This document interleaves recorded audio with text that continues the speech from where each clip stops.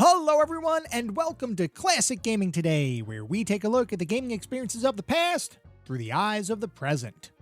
I am your host, Tony, and today we're going to look at Bubsy 3D, a third-person three-dimensional platforming title developed by Eidetic and published by Accolade for the Sony Playstation back in 1996. We're going to look at that game in just a couple minutes, but first, as is usual, just a little bit of housekeeping up front. As always, I'm excited to be here. I hope all of you are as well.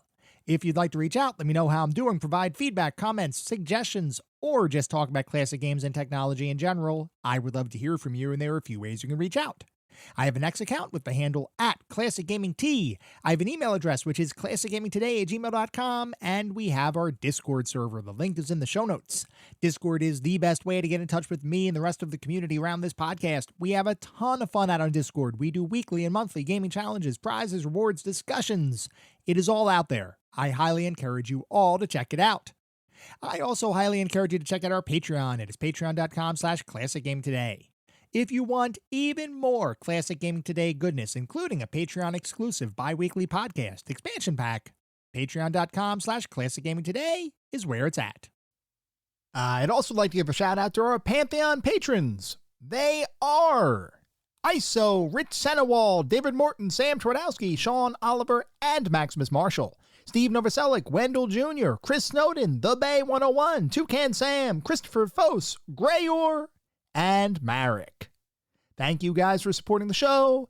Thank you all for supporting the show, whether you contribute monetarily or simply listen on a regular basis. I truly do appreciate all of the support. Before we dive deep into Bubsy, I thought it'd be a good idea to let you know why I chose Bubsy 3D for this episode of the podcast. And the fact of the matter is, I did not choose this episode, or I did not choose Bubsy 3D for this episode. It was chosen for me. This is another sponsored episode. This one is sponsored by Ricky over on Discord, who won 150 coins worth of challenges, cashed those coins in, and decided, you know what? Tony's got to play Bubsy 3D. Like many of our sponsors, Ricky did send in a recorded message for all of us to listen to about why he chose Bubsy 3D. Unlike many sponsors, I got a little scared listening to his message. So Ricky, take it away.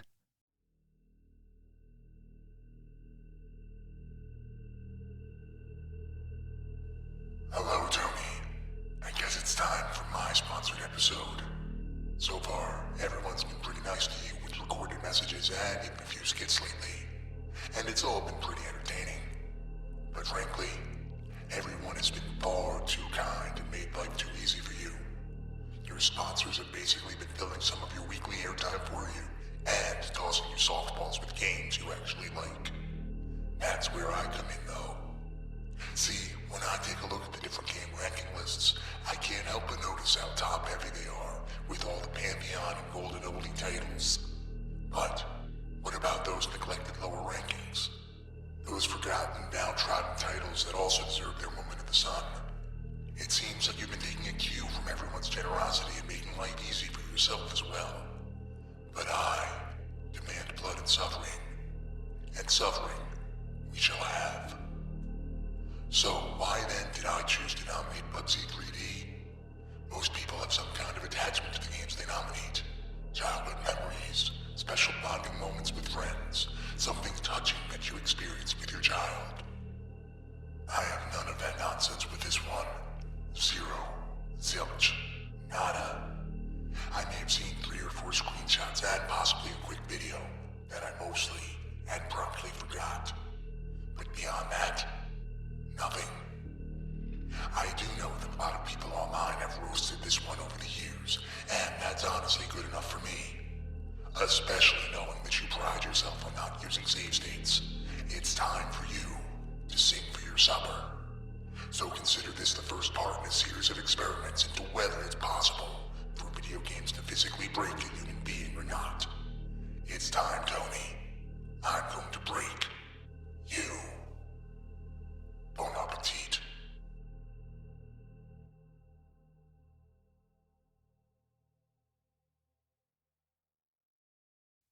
Thank you, Ricky, I think, for your sponsorship and your support.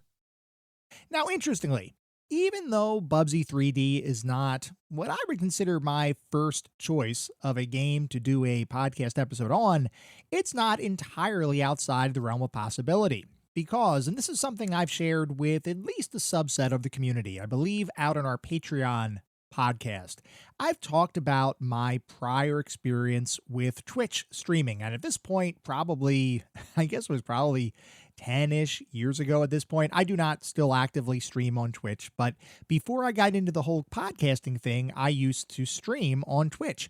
And one of the things that I had done on my stream was something called Worst Game Wednesdays, which was, as the name implies, a period of time where every Wednesday I would choose a different game that was widely considered to be one of the worst games of all time and play them on stream, much to the delight of any viewers and much to my own pain. Well, I have always, even independent of that streaming kind of thing, and even independent of podcasts and all that kind of stuff, I've always had a little bit of a soft spot for games that are widely considered to be bad games. A lot of times I look at these and I wonder, if I haven't had experience myself, I wonder, are they really as bad as what most people or what the internet or what reviews might suggest? Sometimes I sit down and I play a game that's considered quote unquote bad, and I actually have a fairly good time doing it because it reaches that so bad it's good kind of quality. Or sometimes people just look at a game and they assume it's bad because the graphics are dated or the controls are a little finicky, but you sit down, you put the time and effort into it, and it's actually not a bad experience. So even though I didn't choose Bubsy 3D for me, even though I didn't make this choice, I still am going into it with an open mind because I had never played Bubsy 3D before I sat down to play it for this episode of the podcast. And I am curious, and I am actually very thankful for Ricky choosing Bubsy 3D because I had never experienced this game before. I was very curious as I sat down to begin playing it. Is Bubsy 3D really as bad as everyone makes it out to be? Well, we're going to talk about that in just a little bit. First, though, as is usual, we've got to dive deep into Bubsy's history.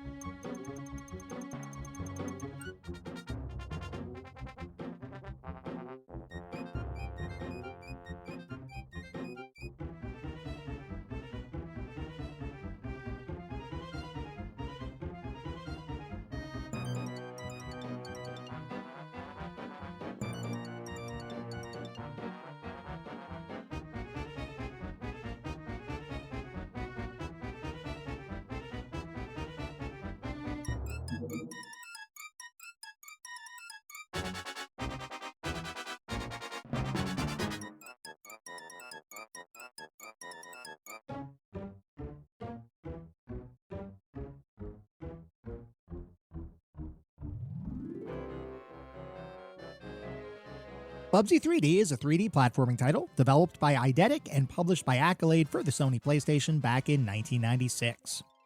Before we can talk about Bubsy, we have to go a little bit further back and talk about the company behind the initial creation of Bubsy the character, that being software development studio and publisher Accolade.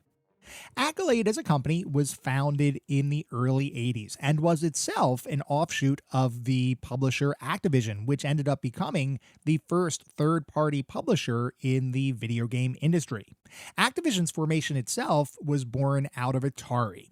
Back in the late 70s and early 80s, there were a number of different, very talented game developers and designers that worked at Atari. And at the time, Atari was the video game company to work at, both from an arcade perspective as well as from a home console standpoint, as the release of the Atari Video Computer System, or Atari 2600, depending on how you want to refer to that particular console.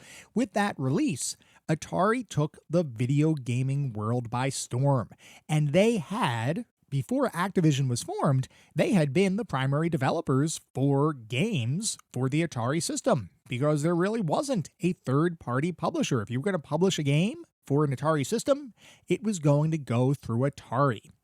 If you were going to develop a game for the Atari system, most likely, Atari was going to be involved.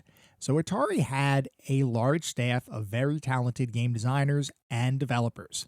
But Atari wasn't really in the business of giving those individuals a ton of credit on their own games. This was around a period of time, and granted, it was early in the overall video and computer game industry. But a number of companies from around this time didn't want to attribute any games to specific people that were working on them. In Japan, and this was most prominent across many Japanese game development studios, whenever you would see individuals in credits of different video games, they would be pseudonyms. So you wouldn't be able to tell that one person was an actual being. You wouldn't be able to track somebody's name from the credits of a game and actually find them in the real world because all of their names were obscured by pseudonyms. With Atari, a lot of times they just didn't show names at all. Atari just said, hey, you're playing a game for Atari? Buy Atari. And it didn't matter who it was within the company that created those games. You were playing an Atari experience, and that was all that mattered. Well, that's all well and good, except the people that actually did design and make these games kind of wanted to have a little bit of credit for all of the hard work they were pouring into the titles. And even beyond that, the compensation package afforded to all of these individuals was not all that great. You could have a multi-million copy selling experience, and you would get the equivalent of peanuts as in terms of compensation and bonuses. This did not sit well with a large portion of Atari staff. So, a group of talented developers decided, you know what, Atari, we're going to do things our own way. We are going to split off and form our own company. That is when Activision was formed, becoming the first third-party video game publisher in history. As Activision, the new company actually was doing pretty darn well up until 1983, which, for those of you who have listened for a while, might recognize was the time that the video game market, primarily in North America, totally crashed. There are a number of reasons behind why that happened. A lot of it had to do with consumer confidence in the video game industry and the types of games and the quality of games that were being released across the entire industry. It has become popular to say that the reason that the video game market crashed in North America was primarily because of E.T. for the Atari 2600, which was widely considered to be one of the worst games of all time, and one of those experiences that was so bad, it literally almost killed the video game industry. As we talked about during our episode on E.T., the reality is not really quite as scandalous as that. There were a lot of different factors that went into the 1983 video game market crash. But the fact is, regardless of what caused it, a number of companies would be hurt by it. And Activision would be one of those companies that would be severely impacted by the video game market crash of 1983. It did survive, so it wasn't like Activision went away. But in the process, they lost around $18 million worth of value within their company, which made their stock tank. And it was not a good situation. And even people who were around for the founding of Activision looked at the situation and thought, this is not good. This is not something that feels like it's going to be fully recoverable. Maybe they would, maybe they wouldn't. But there was definite uncertainty there. A lot of people at the company, they're a little anxious, a little nervous about what was going on. Because of that underlying unease and uncertainty, two of Activision's founding members, Alan Miller and Bob Whitehead, decided to strike off on their own away from Activision. And they decided to form their own company in 1984, which would be known as Accolade. From the very start of Accolade's existence, it was intended to be different than Activision. Activision up to this point had been focused on the home console market. They were focused on releasing titles for the Atari 2600. And when Whitehead and Miller split off to form Accolade, they knew how fickle the home console market could be. They had just survived the 1983 video game market crash. They knew that things weren't all that great in the home console market, and they were determined to avoid a similar fate for their new company. They didn't want Accolade to basically fail before it had a chance to shine. So, rather than focus on the home console market like Activision had been and a number of other companies had been focused on, Accolade would be focused on computer games. They thought of this from a couple of different perspectives. One, it was a way of avoiding competition with Activision, who would eventually recover from the video game market crash. But secondly, they looked at the computer market as potentially being a little bit less volatile than the home console market. The thing with computer games is they didn't really hit that same kind of crash that the home console market hit in 1983.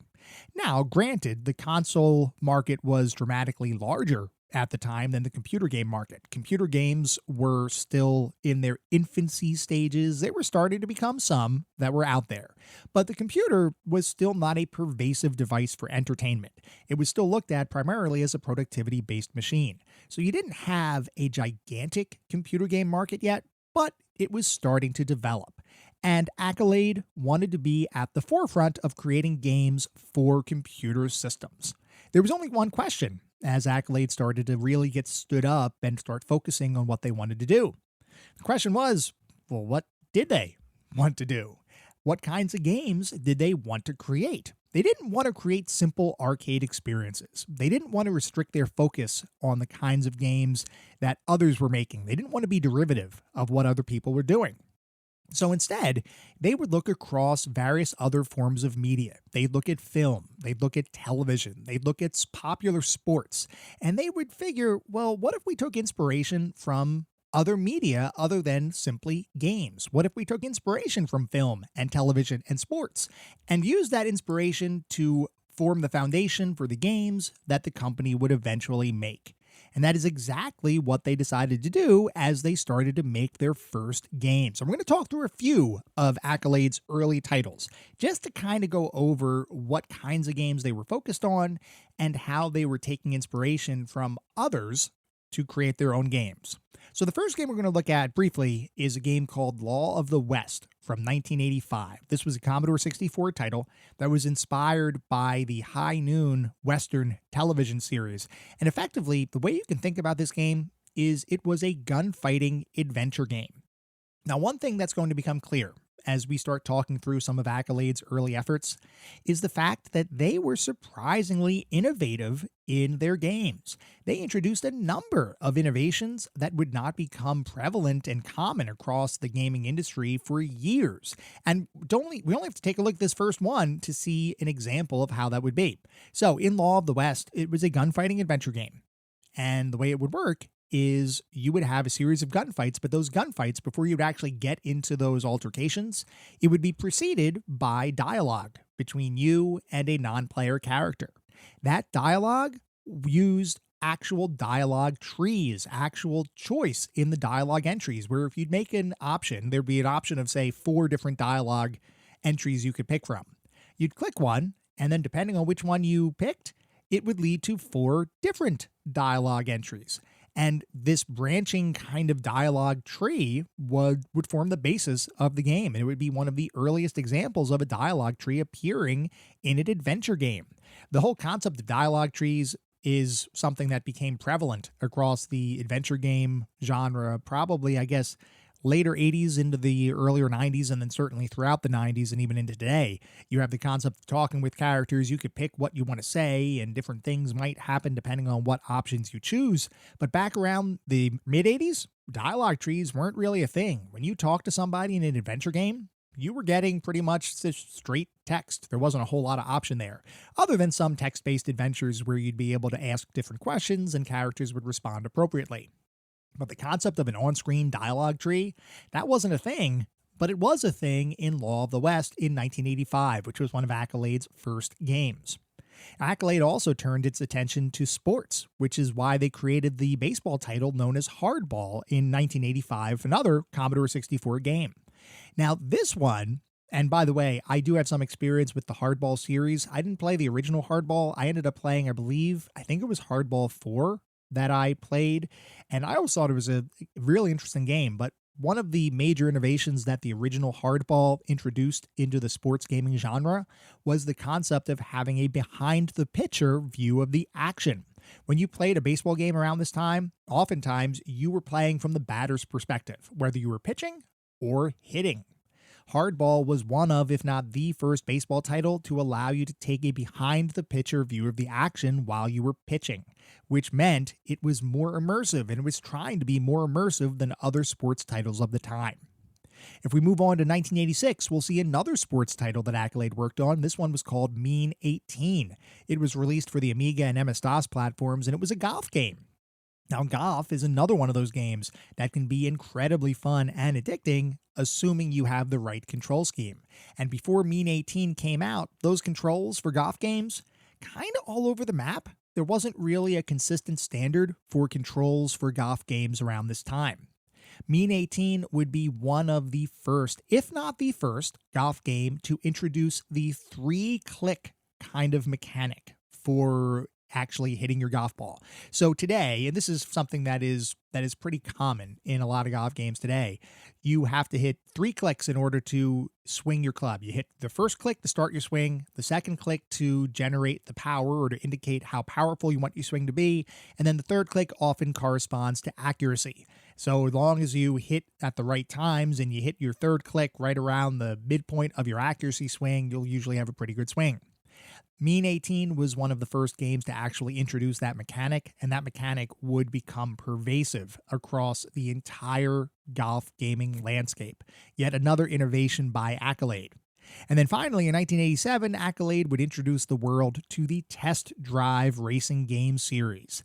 The Test Drive series would become over years to be remarkably popular and insanely prolific. There are now over 22 different games in the Test Drive series. The last one just came out in 2024. There are no signs of this stopping at all. So Accolade, even back in 1987, was finding things that would be pretty darn popular and pretty darn addicting across the entire gaming community, and certainly had a lot of staying power because Test Drive, like we just talked about, still exists today.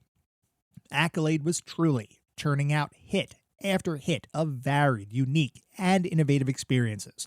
But as they continued to make these games, and even though they wanted to create diverse experiences, over time, they would start gravitating towards more iteration as opposed to innovation with their games. Meaning that, yes, they had a very innovative golf game in Mean 18. Well, rather than create a new innovative game with another sport, let's say, they knew they were successful with Mean 18, so they went back to Mean 18 and they turned it into the Jack Nicklaus Golf Series, a series of titles that would continue to get release after release, with iterations and improvements within each release, absolutely, but rather than creating something brand new, they chose to iterate on that initial formula. We just talked about Test Drive, how now there's 22 different games in that series. They went back to that series time and time again to iterate on the formula. Same kind of thing with Hardball. There were numerous entries in the Hardball series. So even though their earliest efforts spanned multiple genres and multiple types of games, they started to get into a little bit of a pattern where Accolade would focus on continuing to create the series of titles as opposed to creating brand new titles. In 1990, though, Accolade would decide to do something a little bit different. They decided to enter the adventure game genre.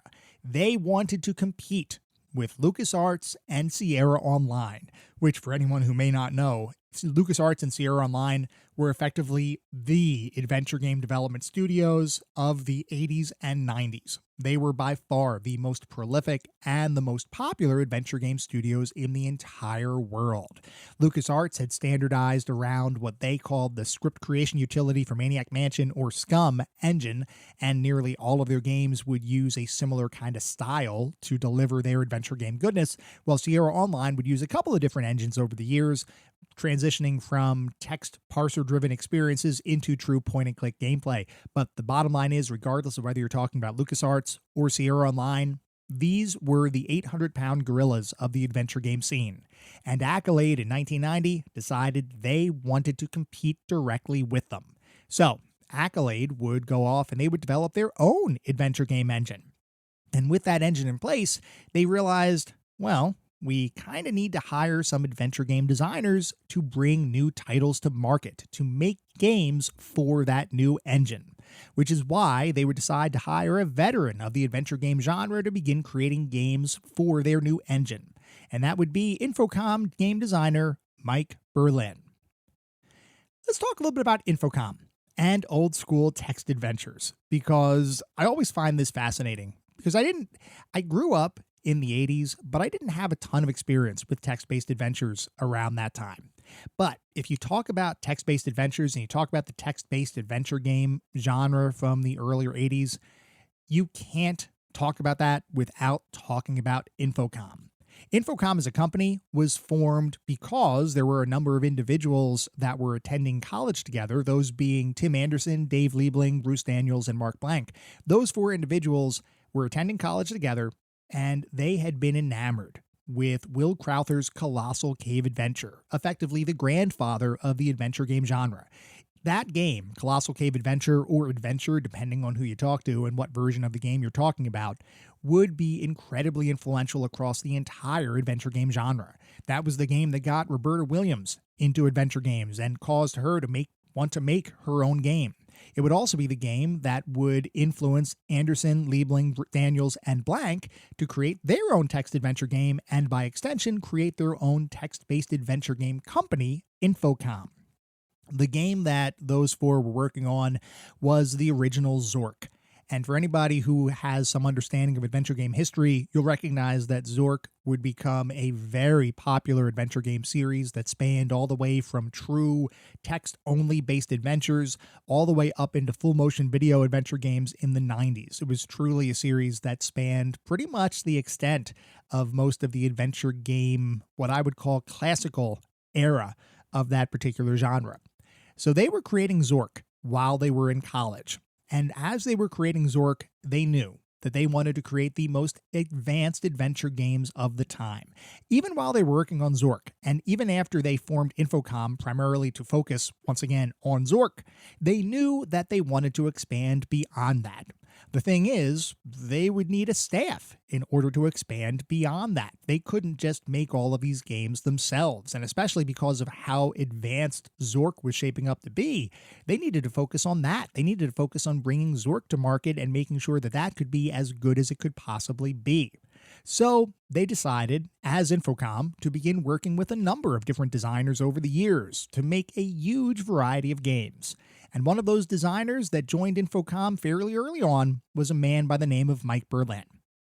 Now, Berlin had always been interested in creating interactive fiction, text-based adventure games. And before he had joined Infocom, he actually got his start with a company called Sentient Software in 1981, where he would create several different text-based adventures, and then he would eventually join the Infocom team in 1983, where he would once again work on several different text-based adventures. He would himself move on from Infocom in later years and join both Activision and Electronic Arts in the mid to late 80s.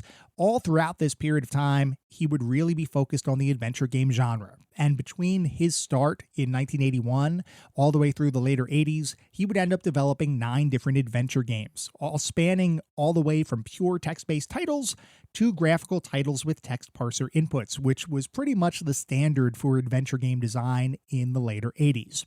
So, you might imagine that when Accolade decided that they wanted to get into the adventure game market, they would probably want to hire somebody like Mike Berlin. And in fact, they would hire Mike Berlin. It kind of just made perfect sense to get somebody who was a veteran of the industry to make Accolade's very first adventure games. This is what led to the creation of a game called Altered Destiny in 1990. Now, Altered Destiny was reminiscent of many of the standard Sierra Online adventures of the time. This was a fully graphical adventure game, but it still utilized a text parser interface for interacting with the game world. This was not a true point-and-click kind of game. Sure, you did have a mouse cursor, and you could navigate around the game world using that mouse cursor, but you really couldn't do anything else. There weren't icons for different types of gameplay. You couldn't switch your icon to a use icon and then use something on the screen. You couldn't switch it to a look icon and then look at something. So even though there was a mouse cursor, and even though you could ostensibly interact with the game world using that mouse cursor, this was still a graphically driven, albeit text parser kind of experience. Once again, this is not all that different from Sierra Online games that were prevalent around this time. The thing is, though, Altered Destiny was not well received. Unlike many Sierra titles of the time, this would not be critically acclaimed, and many critics would often complain about the difficulty of the game.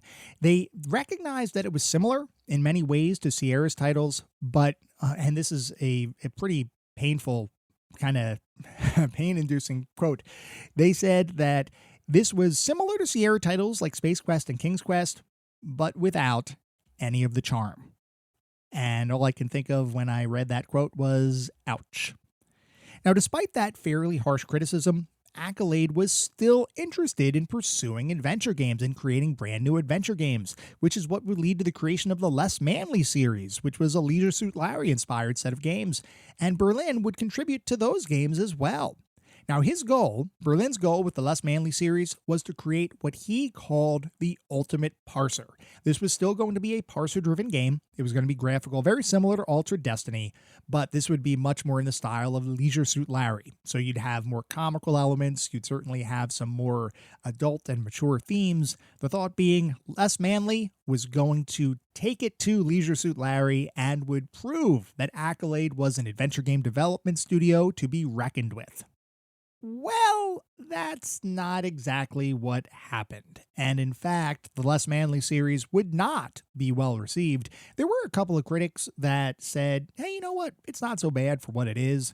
But many of them said that the parser inputs were way too exact. The game itself was just a pale imitation of Sierra's Leisure Suit Larry titles. And for the most part, you should probably avoid these ones. Despite their best efforts, Accolade did eventually decide that adventure game development probably wasn't going to be their forte. They would remain a publisher of other development studios' adventure titles, so Accolade would publish other adventure game titles over the years. But as far as internal adventure game development went, that was considered to be a failed experiment. Luckily, though, Accolade saw a brand new carrot to chase as the early 90s approached, and that would be the whole concept of video game mascots.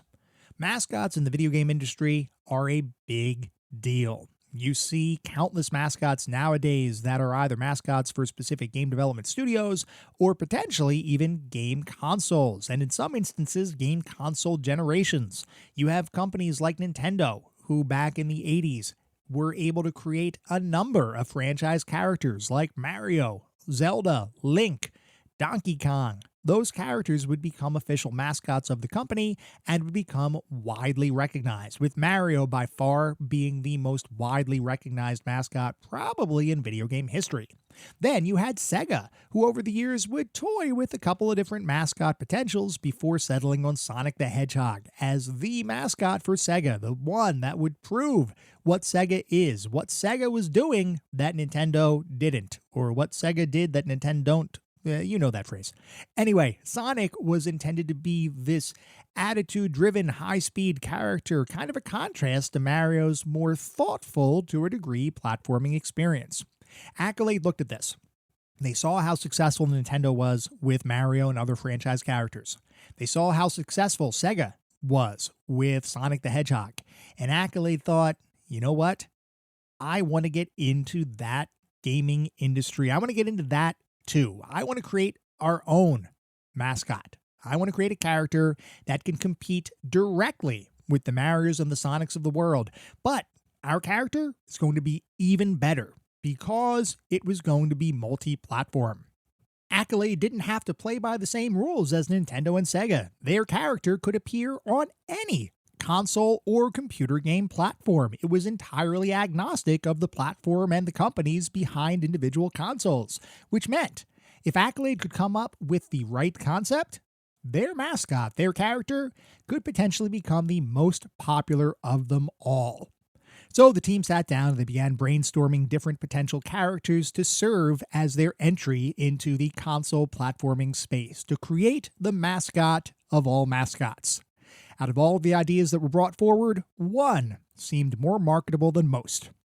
A bobcat with an attitude that adventure game designer Mike Berlin had originally proposed, a character that he believed would appeal to nearly everyone. That anthropomorphic bobcat is the character that would, of course, become Bubsy. With the character decided on, the only thing left to do was, use him in an actual game, which is exactly what would happen as work began on Bubsy in Claws Encounters of the Third Kind. Berlin had what he thought was a cool character. The thing is, though, he had no idea how to use that character in a cool game.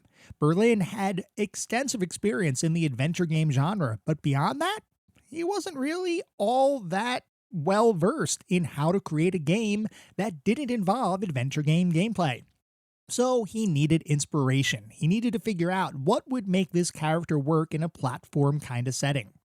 To do that, he sat down with Sega's own Sonic the Hedgehog and played that game for an entire week, for 14 hours each day. Now, even for somebody who loves Sonic, that might be just a bit too much Sonic. But apparently, that research would pay off, as after Berlin's Sonic Bender, he was ready to create the very first Bubsy title. Now, with his goal, this goal was what the team was working towards with this first Bubsy.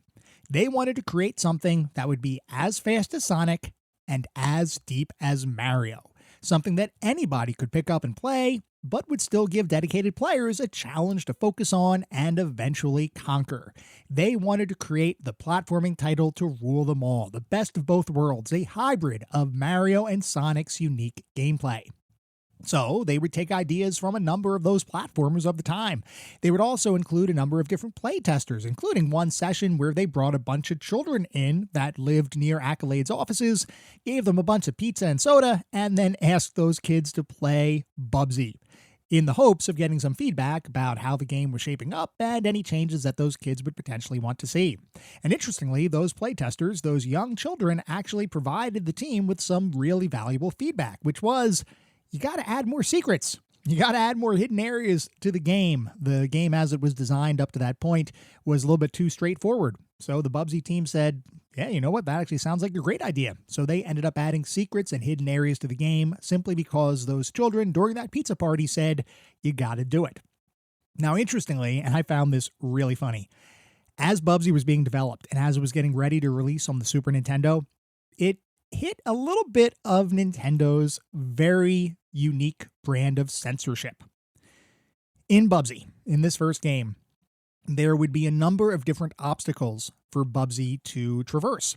And one of those obstacles, one of the hazards in the game world, was a pile of catnip, where if Bubsy would walk into that pile of catnip, he would become crazy. The thought being that he's drugged out of his mind kind of thing. I mean, catnip, for anybody who's a cat owner, you know what catnip does to cats. It kind of makes them a little high. I'm not going to lie. I mean, yes, it is like a drug for kitties. And Nintendo saw that. They saw the effects of catnip on a cartoon-oriented bobcat, and they said, no, we can't have that on a Nintendo system. This could promote drug use, so you've got to change it, which is why catnip in the Super NES version of Bubsy would have to be changed to banana peels. I got to say, I recognize conceptually what Nintendo was going for here, but come on, man. It's catnip. It's catnip in a cartoon-inspired game with a bobcat. It's not promoting drug use. Good job, Nintendo. Anyway, as development wrapped up on that title, they needed to really focus. And Accolade really needed to focus on marketing this new character, this new multi-platform mascot that was an exciting mix of Sonic and Mario gameplay. They needed to make sure that everybody knew what this was all about. They wanted to get people hyped up for the character. And you know what? The hype around this point was really high. It even won Bubsy, the character, won Electronic Gaming Monthly's Most Hype for a Character award in 1993. Now, I will admit, that sounds like a completely made-up accolade, but it was a real thing. There were a lot of people that were looking forward to Bubsy appearing in a game. They didn't know what it was going to be like because there hadn't been a Bubsy game up to this point, but the character was kind of capturing the imagination of the masses. And for Accolade's part, they were really doing their best to make it feel like this was a must-have experience. They billed Bubsy as literally the next Sonic or Super Mario. This is the level of hype that accompanied the original Bubsy's release. That Bubsy title would eventually come out in mid-1993, and it would get pretty darn good reviews. There was some criticism around the controls and momentum in the game, but otherwise, it was really well received, with graphics being a strong point for a number of critics, as well as the general attitude of the character. They thought that Bubsy had this really kind of over-the-top, kind of can-do attitude, which was elevated by including a number of pre-recorded voice clips within the game with various catchphrases that Bubsy would say at different points in the adventure, including the potentially prophetic declaration, "What could possibly go wrong?" Despite some criticisms, overall, Bubsy's first adventure was a success, and Bubsy himself was even named the best new game character of the year by several publications in 1993.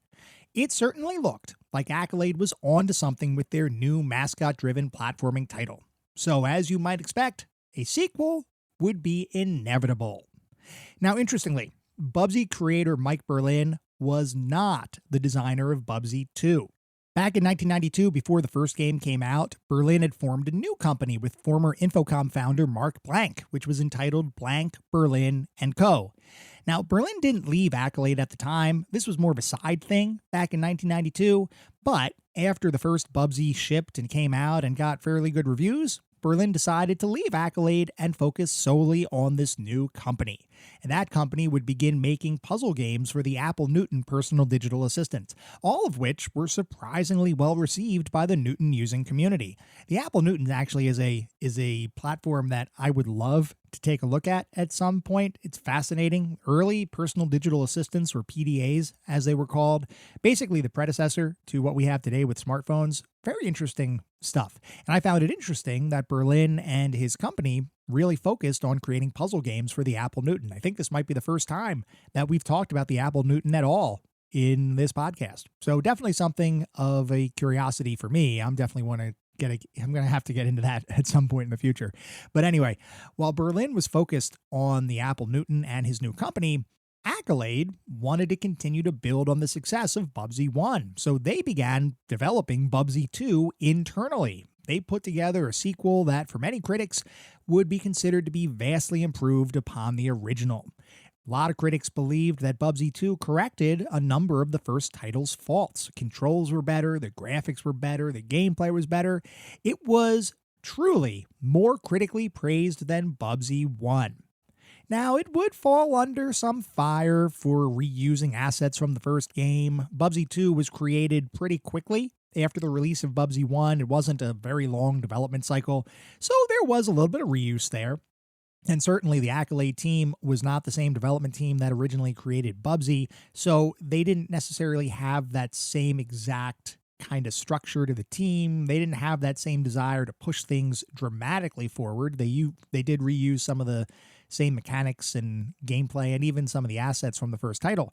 But regardless, Bubsy 2 was still a well-received game, and Accolade really believed in the character and the series, the franchise for Bubsy. It even produced a pilot for a Bubsy cartoon, which they called, ironically, What Could Possibly Go Wrong? Well, that pilot wouldn't really end up going anywhere. It did air on Thanksgiving Day when it was originally created. But beyond that, there would not be a broader Bubsy cartoon series. Still, Accolade was trying. They tried to get Bubsy out there in any way that they could. And while Bubsy 2 was considered a better game overall than its predecessor, commercially and unfortunately, it really wasn't all that successful. And by the way, Mike Berlin, who, like I said, was now working on Apple Newton games for his new company, when he heard about Bubsy 2 and he saw Bubsy 2 come out, he did not like that game at all. This is a direct quote from Mike Berlin. He said, "Accolade's choices about doing Bubsy 2 in-house with the development team selected was a mistake that pretty much buried him. Bubsy 2 failed due to mismanagement of the character. It was done by people who, no matter how talented and interested they may have been, had not understood the original vision." It's a little harsh, I think. Now, one would argue the original vision for the game was effectively to mix Sonic and Mario into something else, which I don't know was necessarily the most unique kind of vision to begin with. But regardless, that was Berlin's opinion. That's how he felt about Bubsy 2. Accolade heard that critique, and you know what? They weren't deterred. They would greenlight another sequel, once again using a different development team to create this new Bubsy adventure. This one, though, would be designed exclusively for the Atari Jaguar home console. What could possibly go wrong? Well, I'm going to tell you, because in 1994, Bubsy would star in another game called Bubsy in Fractured Fairy Tales for the Atari Jaguar. This was originally intended to be a port of Bubsy 1, but leadership at Accolade felt that that title had already been out there. It had already been done. It was already out on the market for too long. They didn't want to simply rehash that first game. They wanted to create a brand new, even more challenging Bubsy title because, according to Accolade, kids were used to and really wanted games that were extremely difficult. Whether that was accurate or not, the game went through an uneventful development cycle, which is good, before being released in late 1994 and selling 9,000 copies. Yes, just 9,000 copies. Okay, I should clarify. The actual sales figures for Bubsy in Fractured Fairy Tales have been disputed. The common belief, and what you will most routinely see across most of the internet, is that only 9,000 copies of the game were sold. But there are other individuals who would claim up to 50,000 copies of the game were sold during its lifetime. Regardless, it's still a pretty low sales figure. Critical response for this one was decidedly mixed, and would result in Bubsy's Jaguar Adventure being the lowest rated Bubsy game up to this point. Now, Accolade knew at this point that a change was needed. Bubsy 1 was critically and commercially successful. Bubsy 2, critically successful, commercially not so much. Bubsy in Fractured Fairy Tales, they probably don't want to think too hard about that one. They knew they needed to change. They still believed in Bubsy as a character, but their commercial success for that character was dwindling, and new technologies were on the horizon that could change the face of gaming. What could Accolade do? Well, if you answered bring back Mike Berlin to make one of the first three-dimensional platforming titles to ever release on a home console, you win the prize, as that is exactly what Accolade decided to do. In 1995, Berlin's company Blank Berlin & Co. had been renamed to Eidetic. Accolade reached out to Eidetic and Berlin specifically and said, "We need you to come back. We need you to come back to create a brand new Bubsy game. We'll publish it." So Accolade would act as the publishing partner, but Berlin and his company Eidetic would be responsible for creating the game. Now remember, around this time, Berlin was not enamored with Accolade. He did not like what Accolade had done to his own creation, Bubsy. Other than Bubsy, the first game, Berlin was not involved in the creation of either Bubsy 2 or the third Bubsy adventure. Now, this was effectively Accolade coming forward and recognizing that they made a mistake, that they needed Berlin back in the fold. All they needed to do was create a brand new Bubsy adventure, one that would exploit the power of the newly released Sony Playstation console. That game, you probably have guessed by now, is what would end up becoming Bubsy 3D. Like I was mentioning, Berlin did not like the last few Bubsy titles that Accolade had created. So, when Berlin agreed to this agreement, when he actually said, "Okay, Accolade, we will work with you to create this new three-dimensional Bubsy adventure," there was one condition. Berlin had to be allowed to make the game he wanted to make. This could not be a rehash of a prior Bubsy kind of experience. Berlin wanted to create something entirely new, entirely fresh. He knew that in order for Bubsy to continue to be successful, he needed to do something really unique. So, in April of 1995, with a team of around 8 people, Berlin started working on the title. From the very start of the game's development effort, there was a goal to make this new Bubsy title as cartoon-like as possible. That was kind of a goal of the original Bubsy games as well, to recreate the feeling of making or playing an interactive cartoon, but unfortunately, the technology of the time with 16-bit consoles just really wasn't there to truly have that feeling, to impart that feeling to the player. With the Sony PlayStation and new consoles, and literally a new generation of consoles now underway, there was an additional opportunity to really make the feeling of an interactive cartoon spring to life for people playing games. So, Berlin and the team decided to really focus and double down on this cartoon aesthetic. They wanted the general art style of the game to feel cartoon-like. They wanted the musical style of the game to feel as though they had ripped the soundtrack right out of an old Warner Brothers cartoon and just put it right into the game. They really wanted this style to pervade the entire experience. Now, at the same time, though, this was not meant to be a cartoon visual kind of thing. It wasn't like they were trying to create a bunch of cel-shaded artwork or anything that would feel truly like a cartoon of the time. This was meant to be a three-dimensional platforming title. So they wanted to marry this. They wanted to marry three-dimensional gameplay with the whole feeling of an interactive cartoon. This would have been an absolutely revolutionary concept if the power of the PlayStation would have allowed that to happen. Unfortunately, this concept would be a little bit too advanced for what the PlayStation could actually do. So, rather than having true cartoon-styled visuals throughout the game, certain compromises would have to be made. All of the characters in the game would be made up of polygons. Once again, this is a 3D game, so there's three-dimensional aspects of it all over the place. The environments are fully 3D. The characters are fully 3D. The characters are even texture mapped, which really did create the feeling of more of a cartoon-like setting. The game's environments, however, they really didn't have that same level of detail. Unfortunately, the PlayStation just wasn't quite powerful enough to do fully texture mapped characters, environments, and pretty much everything else, at least at the size and scope that the team wanted to create for Bubsy 3D. So what ended up happening was the character artwork had a lot of focus on it. Texture maps were made so that each character kind of felt cartoon-like, while the environments were mostly made up of flat-shaded polygons, creating a three-dimensional world, but not necessarily a truly cartoon-like three-dimensional world. Now, you might say, oh, well, that's a shame. It's a little bit of an unfortunate ambition. Maybe the ambition is a little bit too strong or too far-reaching for what the technology of the time was. And the fact of the matter is, yes, that's actually the case. This was meant to be an incredibly ambitious title, but unfortunately, the technology of the time couldn't truly fit that ambition. The ambition was a little bit too broad for what was capable within the Sony PlayStation system. Regardless of that fact, though, this was still going to be one of the first three-dimensional platforming games made for a home console.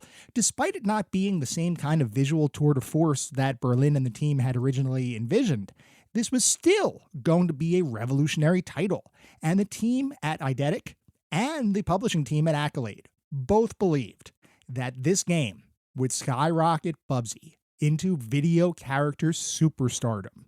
They believed that this would be the one that finally allowed Bubsy to stand toe-to-toe with Mario and Sonic, and hopefully knock them out. This was going to be the one. Who knows, maybe Bubsy could even become Sony's console mascot. There were real thoughts about this kind of thing across the team. Everybody was super high on Bubsy.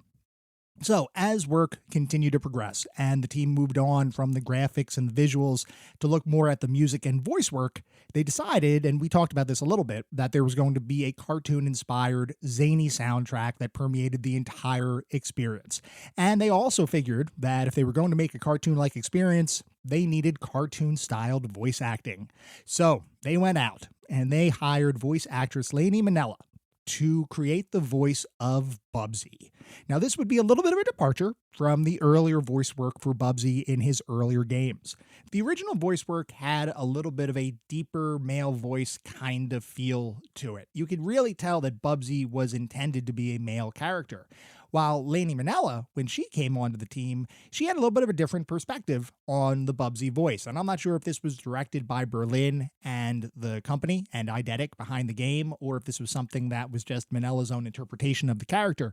But when she created the Bubsy voice for Bubsy 3D, she moved it to be a little bit more high-pitched. She created almost like a New York accented younger Bart Simpson kind of voice. That's kind of how I characterize it in my head as far as what Bubsy's voice sounds like in Bubsy 3D. I mean, Minella is a talented voice actress, and if you ever go out to her website and you listen to all of the different samples that are out there, Minella is incredibly talented. So I can only imagine how much the team hoped that including such a talented voice actress in the game would improve the overall voice work quality in Bubsy 3D. They were sure, Berlin and the team were sure, that this voice work was going to be a smash hit amongst gamers. Everything was coming together really well for the game, even though this was an early 3D platforming title. That's not to say that there weren't challenges, and certainly the team didn't really understand how to create a 3D platforming experience. But even with that lack of knowledge, the team was breaking new ground. They were creating something that was truly going to be a trailblazer in the video game industry. And with excitement at an all-time high, Berlin went to the January 1996 Consumer Electronics Show, or CES, in order to demonstrate a beta version of Bubsy to the masses. This was the first time that Bubsy was going to be shown off in a more broad kind of setting. Berlin was incredibly excited to show off the hard work of he and his team. Only while at the CES, something interesting ended up happening. As Berlin walked around the show floor, as people do when they attend these shows, it's not like they stay in their booth for the entire duration. He was wandering around the show floor, and he came across a game by a different company. That company was Nintendo. And that game was Super Mario 64, which Nintendo had been creating for their forthcoming Nintendo 64 home console. This was Nintendo's first entry into the 3D platforming space, and they had the benefit of using their prized mascot character Mario to drive themselves into the third dimension. Berlin was walking around. He came upon this display, and he watched footage of Mario 64 for several minutes. After which, and I don't have the video of this, or the audio of this, but this is a paraphrase for what I believe happened when Berlin saw that. He knew what his game looked like, he knew how his game played. He saw what Mario 64 looked like, he saw what Mario 64 played like. And I believe, and once again this is paraphrasing, I believe Berlin said something to the effect of, "Oh, fuck." I will admit, I don't know that with absolute certainty. But the fact is, after Berlin saw Mario 64, he realized that Bubsy 3D just wasn't quite up to par. He knew that Bubsy 3D in its current state just wouldn't be able to compete with Mario 64. But he was determined to make it right. He scheduled a meeting with Accolade leadership right after the Consumer Electronics Show, and he said, listen, we need more time. We need more time to polish this, to make this truly able to compete with Nintendo's forthcoming 64-bit three-dimensional platformer. And Accolade leadership said, no. No, you must meet the milestones that we agreed to. That is the deal. Go back and make it happen. So, Berlin and the team knew that they had to comply with the original agreed upon release date. They knew that they didn't have much time to retrofit or change much about the game in order to make it compete with Mario 64. The team, for its part, though, did try its best to, within the current framework for the game, make it as good as possible. They knew that this was not going to compete with Mario 64, but they also knew that they could potentially make the game better than what it had been. They tried to do what they could to make Bubsy 3D as good as they possibly could, given the time that they had. The only question was, would Bubsy 3D actually be able to compete with Mario 64? Well, Mario 64 would release in September of 1996 to absolutely glowing stellar reviews, while Bubsy 3D, would not. Now, in all fairness, some reviews for Bubsy 3D were incredibly positive, with several publications comparing Bubsy 3D to an interactive Warner Bros. Cartoon, which is exactly what the team was going for, while others lauded the game's uniqueness, addictive gameplay, 3D visuals, and voice acting. Bubsy 3D ended up coming out just a couple months after Super Mario 64, and some reviews were semi-kind to the game.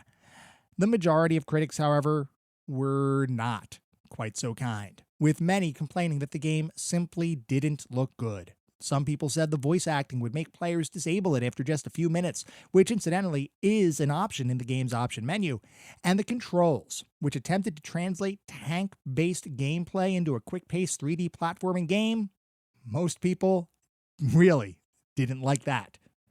Retrospective analysis and reviews would be even less kind, with many people declaring Bubsy 3D to be one of the worst games of all time, nowhere near the quality of other contemporary titles like Super Mario 64 and Sony's own Crash Bandicoot.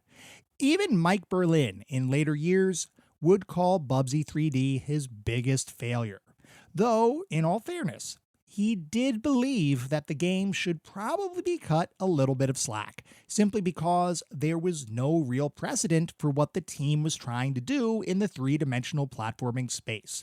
And for what it's worth, I do agree with him in this capacity. I think the team was trying to do something truly revolutionary. They were trying to do something truly new. Unfortunately, they missed the mark. Even Bubsy voice actress Lainey Minella would declare that her Bubsy voice was one of her least favorite performances in her entire career. And she even described her own voice work as irritating. The modern internet community, by extension, oh boy, they really don't like Bubsy 3D's voice. Bubsy 3D would end up putting a proverbial nail in the coffin for the Bubsy franchise for 21 years, before the character would be resurrected in 2017 for Bubsy the Woolly Strike Back, followed by Bubsy Paws on Fire in 2019. Now, unfortunately, neither game would really change Bubsy's fortunes. In 2023, however, Atari acquired the rights to the Bubsy franchise, and they have promised to release a Bubsy compilation called Bubsy in The Perfect Collection at some point in 2025. At the point of this recording, that release has not happened yet, but I will admit that I'm curious to see what this new release ends up looking like. Atari has promised games, videos, interviews, and other artifacts to be included with the title. And if this does end up being a historical deep dive into one of the gaming industry's most derided mascot characters, honestly, I would be all for it, and I am super interested in what that's going to look like. Anyway, after his work on Bubsy 3D, Berlin would continue working in the video game industry in various capacities, including contributing to some mobile games in later years, though he would never achieve any degree of significant critical or commercial success. Unfortunately, Berlin passed away in March of 2023 after a multi-year battle with cancer. While his creations may not have garnered quite the same respect as other more successful game designers, he still attempted to bring something positive into the world, and whether he truly succeeded or not, that effort is something that should definitely be remembered. As I sat down to begin my playthrough of Bubsy 3D, one question was front and center on my mind. Is Bubsy 3D really as bad as the internet, countless critics, and numerous other armchair developers would have you believe? Or is it simply an early 3D platforming title that has been unfairly labeled as one of, if not the, worst games of all time?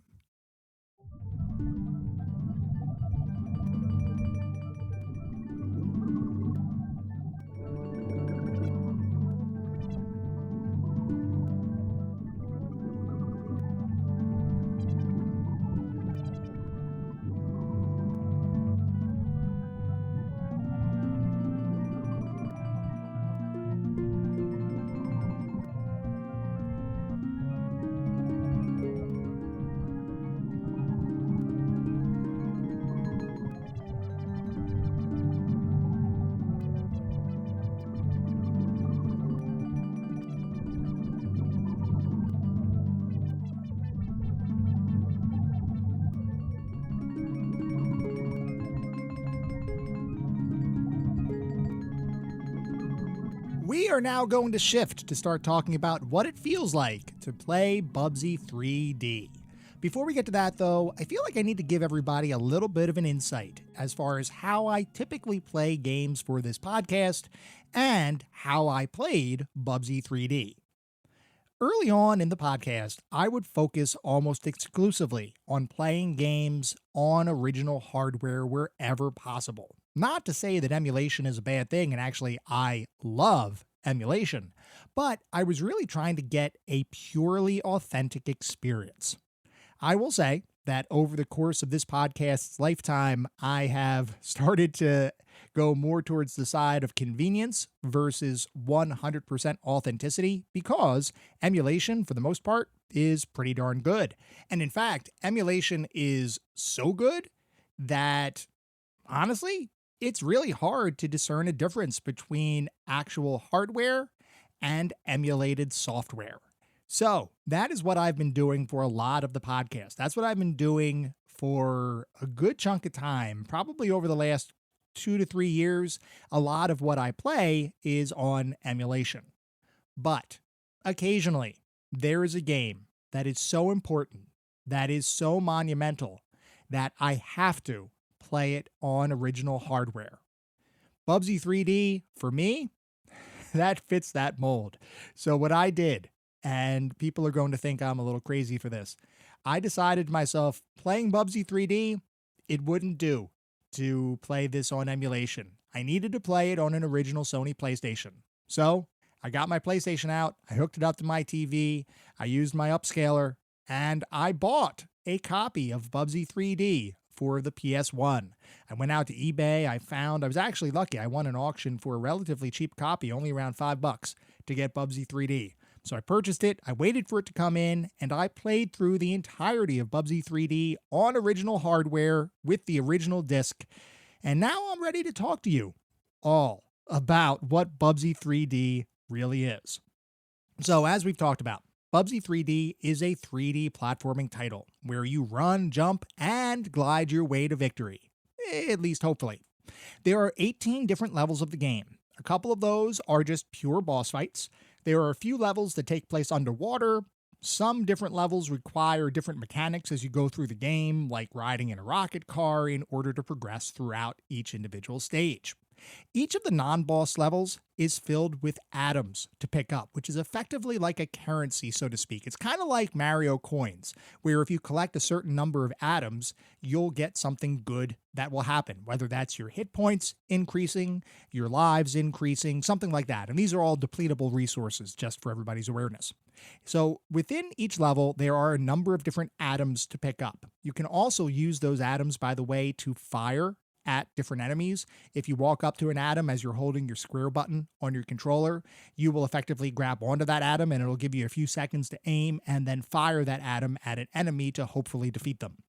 So that's the atoms throughout each level. As you explore each level, there are 2 collectibles that you will want to find if you want to unlock the best ending of the game. And yes, Bubsy 3D does have multiple endings. There are 2 rockets hidden in each level, and most often they are completely off the beaten path. If you find those 2 rockets in each level, and other than the boss levels, there's 2 rockets in every single level. So I think there's a total of, what would it be? 32-ish rockets, I believe, 30 or 32 rockets to collect throughout the entire game. If you collect all of them, then you will unlock the best ending. And like we'll talk about, some of them are a little tricky to find. Also within each level, there are some power-ups, like a gun kind of power-up where you get a few shots where you can just shoot atoms at your enemies without having to walk into one and hold your square button down. There's a clear screen power-up, which effectively acts as almost like a mega bomb, that if you walk into it, any enemy that is currently on your screen will be destroyed. There's also an invincibility power-up as well as an invisibility power-up. So a few different power-ups throughout each of the levels that you'll play in the game. You'll also end up finding a bunch of extra lives and extra hit points by acquiring these atoms. And by the way, farming for extra lives in this game is actually, it's a little bit of a requirement. We'll talk about why that is in a little bit. I do want to spend a little bit of time talking about the controls, because the controls for Bubsy 3D, if you have never played a 3-dimensional platforming title and you sit down to play Bubsy 3D, you will most likely think that three-dimensional platforming may not be for you, because the controls in Bubsy 3D do take a little bit of getting used to.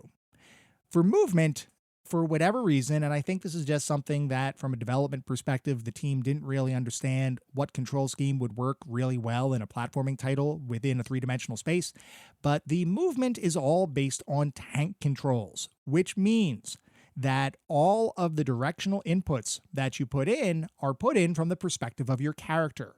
Up will move up as long as your character is facing that direction, meaning if your character is facing down and you press up, your character is going to move down because the tank controls are all based on the actual way that your character is facing.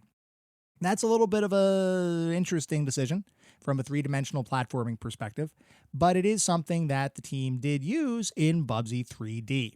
Now, what you'll notice is that there is no easy way to move left or right in the game. The game does have the ability to side hop using your shoulder buttons, but outside of that, there's no real good way to move left or right. It's not like you have the freedom of movement that the Nintendo 64's analog stick allowed for in Mario 64. When you're moving around in Bubsy, if you need to change direction, a lot of times you're going to have to stop, turn in a certain direction, and then start going forward again. It's a little bit of a challenge to get used to. And if you sit down to play Bubsy 3D after playing any number of other three-dimensional platforming titles, either ones from the past or ones from a more modern perspective, I can certainly see you kind of thinking to yourself, what the heck is going on here? Anyway, beyond the movement controls, you also have the ability to jump, which you use with your X button on your controller.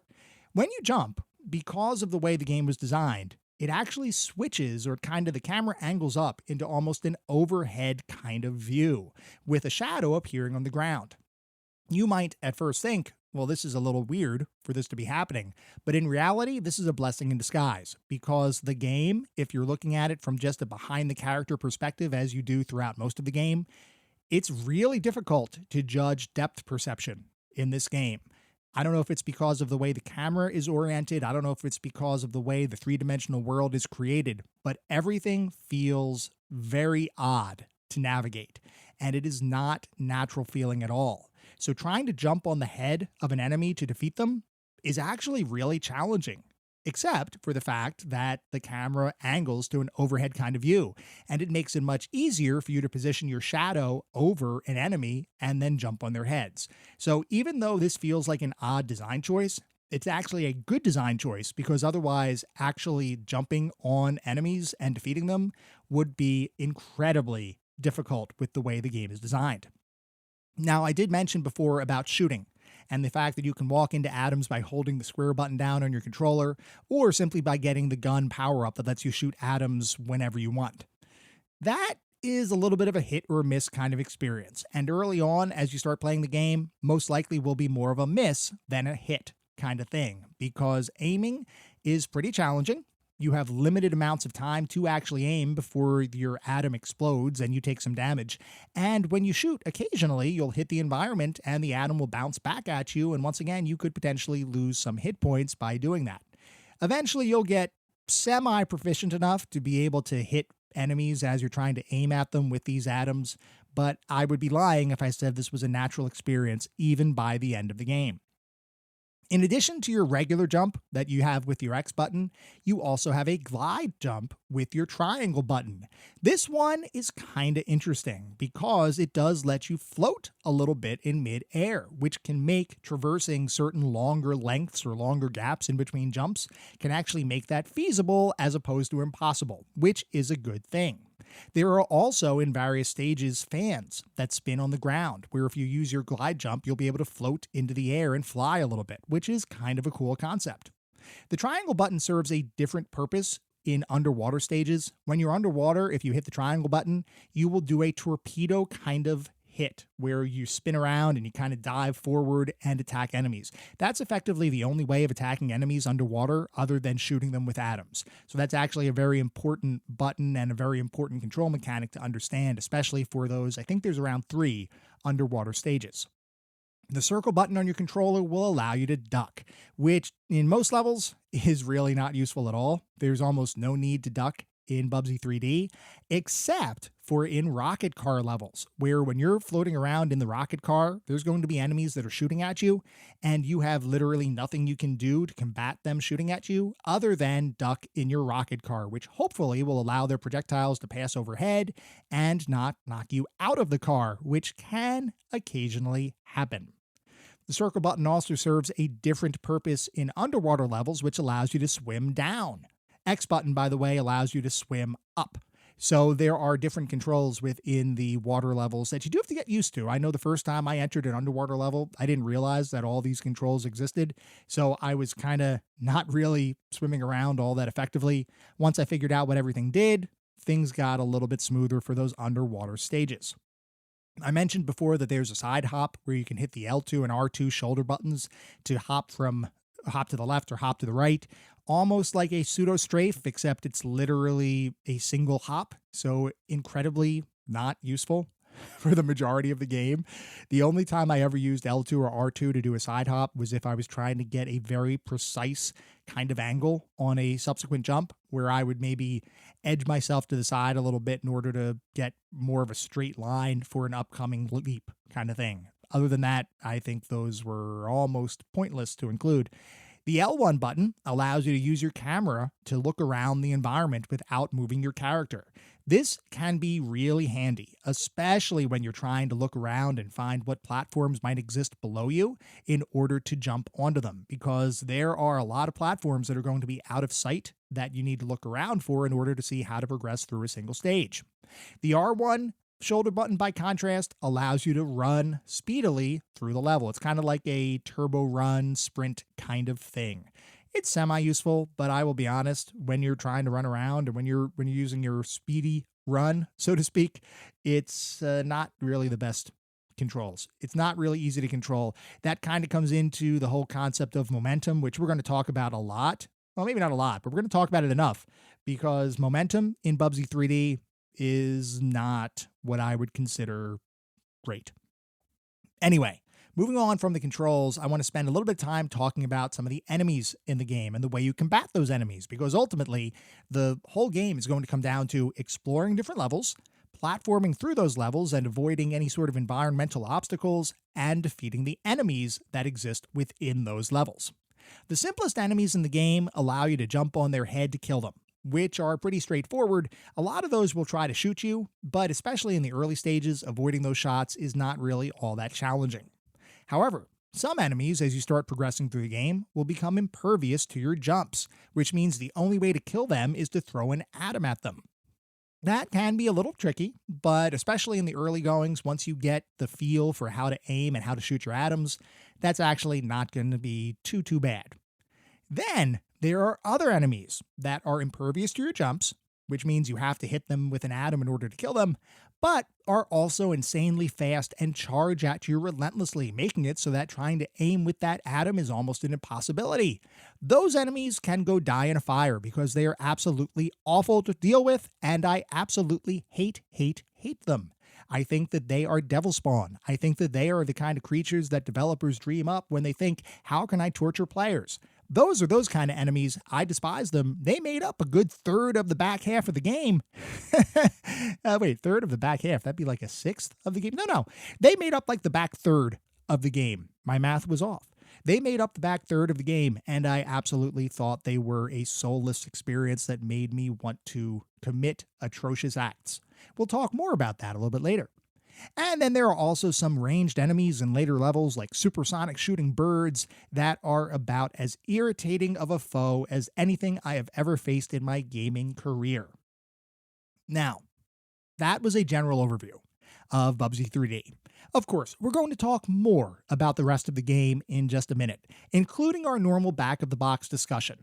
But first, I want to let everyone in on something. I decided to do something a little bit different for this Bubsy 3D episode, because like I mentioned before, there are certain special releases in gaming history that require you to do something a little bit different, that require you to show a different level of respect for the release. Rather than go through and do our normal discussion on graphics, sound and music, narrative and story, and all that kind of stuff, I decided to tailor our discussion a little bit differently than normal. I want you all to truly understand the experience that I had while playing the game. And by the way, I did play the game to 100% completion. I found every single rocket, I unlocked the good ending, and I lived to tell the tale.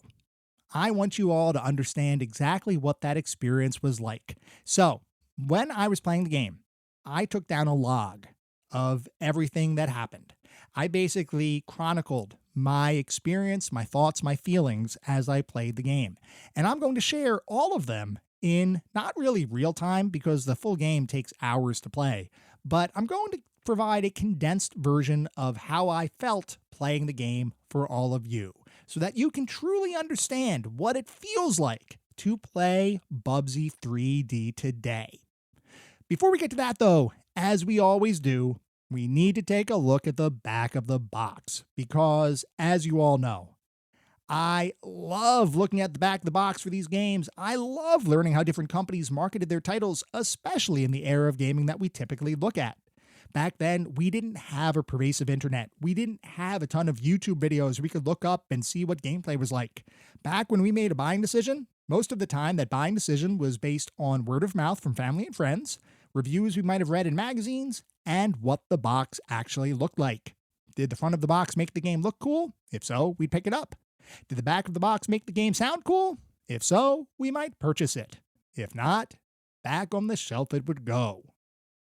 So, for Bubsy 3D, for the Sony Playstation, the back of the box says, run, jump, swim, and fly anywhere in huge 3D worlds full of zany humor and the Bubsy Tood.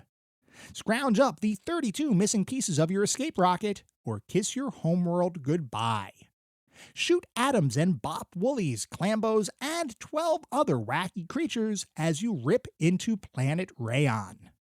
Get your paws on a mess of atoms for extra lives, bonus rounds, and useful rocket fuel. Play cat and mouse in a unique 2-player mode.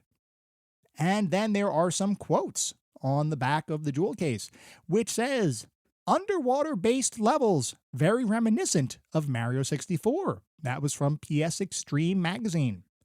Another, I'm assuming this was a magazine, it may just be a person, and I'll tell you why in a second. One says, massive environment, go anywhere gameplay, and amazing depth give Bubsy an entirely new perspective. That one is listed as from Die Hard Game Fan. If anybody knows what that magazine is, if that is a magazine, please let me know. I am not sure. I'm not sure. That might have just been literally a die-hard game fan that somebody found in the street and said, hey, you want to review Bubsy 3D? And they're like, yeah, look, it's a massive thing, whatever. Okay, and then there was one other quote, which says, establishing a new standard in the platform genre by Next Generation Magazine. All of those quotes, or at least the two not by Die Hard Game Fan, all were preceded by an ellipsis, the ... which means something preceded those quotes. I wonder what that something was.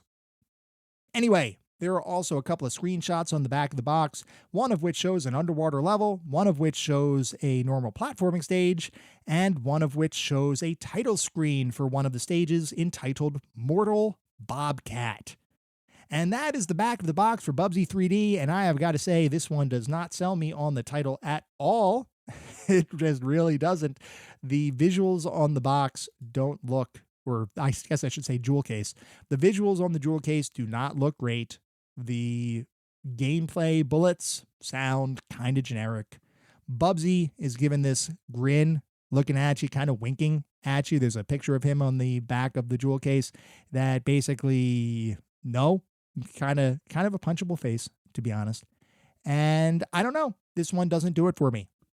Maybe the game itself is better. Maybe the game itself is better than what the jewel case would suggest. So let's start. Let's start going into our game impressions.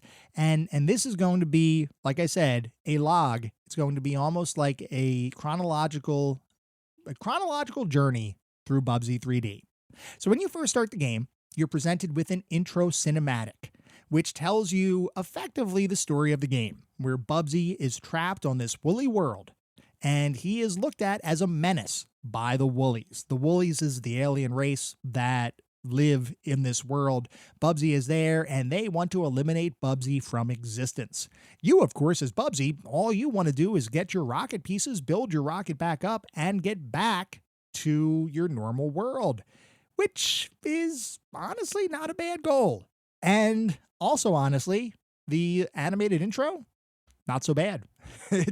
I know that, and just for everybody's awareness, I recognize what the general opinions on Bubsy 3D are. I understand what certain internet personalities and other people have suggested are wrong with the game. And some people, when they turn the game on, they immediately start saying, oh, har har, look at this awful stuff. Honestly, the intro is not so bad. It's pre-rendered. It's an animated kind of cutscene, and it's not horrible. The voice acting is a little weird. It's a little hard to understand what some of the enemies or some of the voices are saying, but it's not bad. It's a mid-90s 3D kind of experience. It looks like that. So immediate impressions, okay, not too bad. And then I got into the first level of the game, and my first thought upon entering that first level is, oh my goodness. The first thing that hits me about the game are the visuals. And let me just talk about the visuals in at least this first stage of the game. Maybe it gets better as we go. When you first enter this game, you are presented with what can best be described as a geometric world, where you're not going to see a ton of texture mapping. You're not going to see a ton of detail. You're going to see a bunch of angles, a bunch of straight, flat surfaces, and that's kind of it. You know how in some games, there's even games from an early 3D perspective, there's an attempt at making things look semi-realistic. Like if you see a platform off in the distance, that platform might have some design to it, or it might be attached to the side of a mountain. And maybe the mountain isn't super detailed, but it's you can kind of tell it's a mountain. It's brown, or it has some sort of shading on it that would suggest it's made up of rocks or sand or dirt or something like that. Well, no, that's not really what Bubsy 3D is all about. Bubsy 3D and its visuals are all based on very bright, almost primary colors throughout the majority of, certainly at least this first stage. If you're looking at something that's supposed to be grass, maybe it's just flat green. And maybe certain areas of a stage might be a checkerboard pattern on the floor. Why? I don't know, but it's a checkerboard pattern. The visuals are very weird, and it made it feel, and this was immediately my first impression of the game. When I first started playing it, I thought, okay, you know what? This is probably like a tutorial level.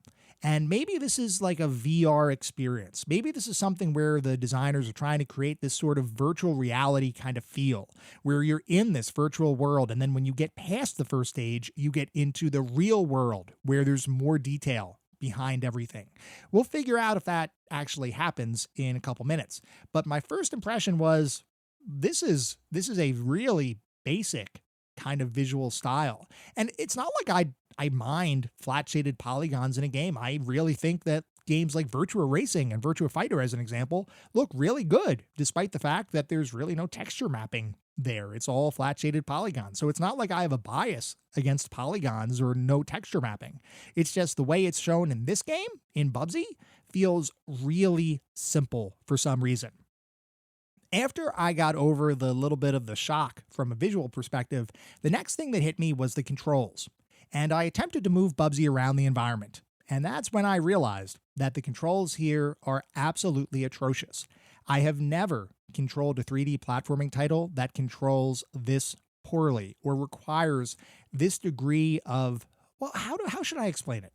It's so slow paced, yet the stuff that's happening around you can become so quick paced that it doesn't make any sense. It is like a cognitive dissonance between the way the controls are designed and the way the game actually plays.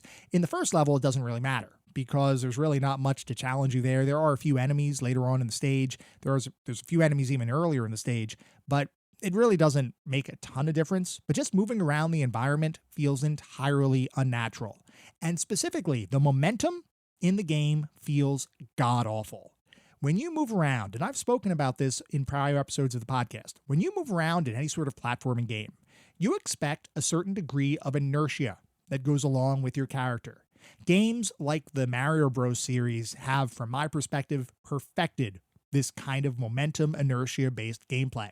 When you're controlling Mario walking through a stage, it just feels right. There's the right amount of inertia and momentum when you're walking. There's just the right amount of difference between walking and running or sprinting or jumping or whatever. It feels right.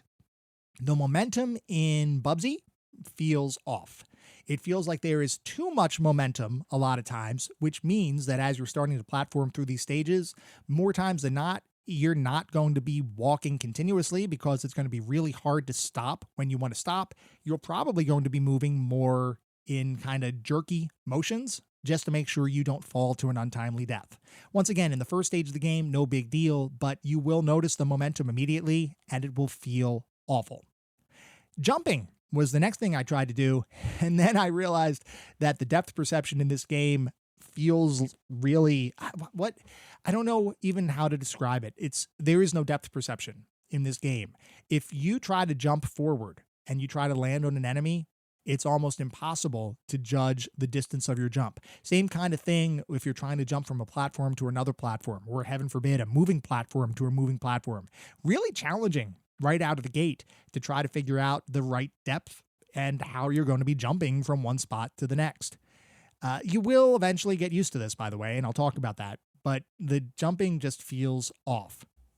Then I noticed the music, and a lot of people have said that the music in this game absolutely sucks, but I gotta tell you, the music, it's kind of cartoonish. It's kind of bouncy. I'm not minding the music. First stage, I was feeling pretty good about the music, if I'm being totally sincere. The voice acting? What hellish creature is being tortured with a piano wire behind the scenes to make the sounds that I just heard in my head? I know that Lainey Minella is a talented voice actress. I've listened to her other performances. I've looked her up. I know that she is capable of greatness. But this voice, this Bubsy voice, the immediate thought, and I wrote this down so I was taking notes, just for everybody's awareness. I was taking notes in a journal, in a notebook, as I played the game. And I wrote this. I said, if I need to listen to this voice throughout the entire game, I may commit Bubsy-cide. I don't know what I was feeling. I guess I do know what I was feeling as I wrote that. I was feeling absolutely just really depressed because the voice is awful. The voice is so bad. It's as bad as what you've heard. Don't listen to it. I'm not going to include any voice clips here because I don't want to subject you all to that, but the voice is really, really bad. Anyway, I finally got to the end of stage 1. Remember, this is just stage 1 we're talking about.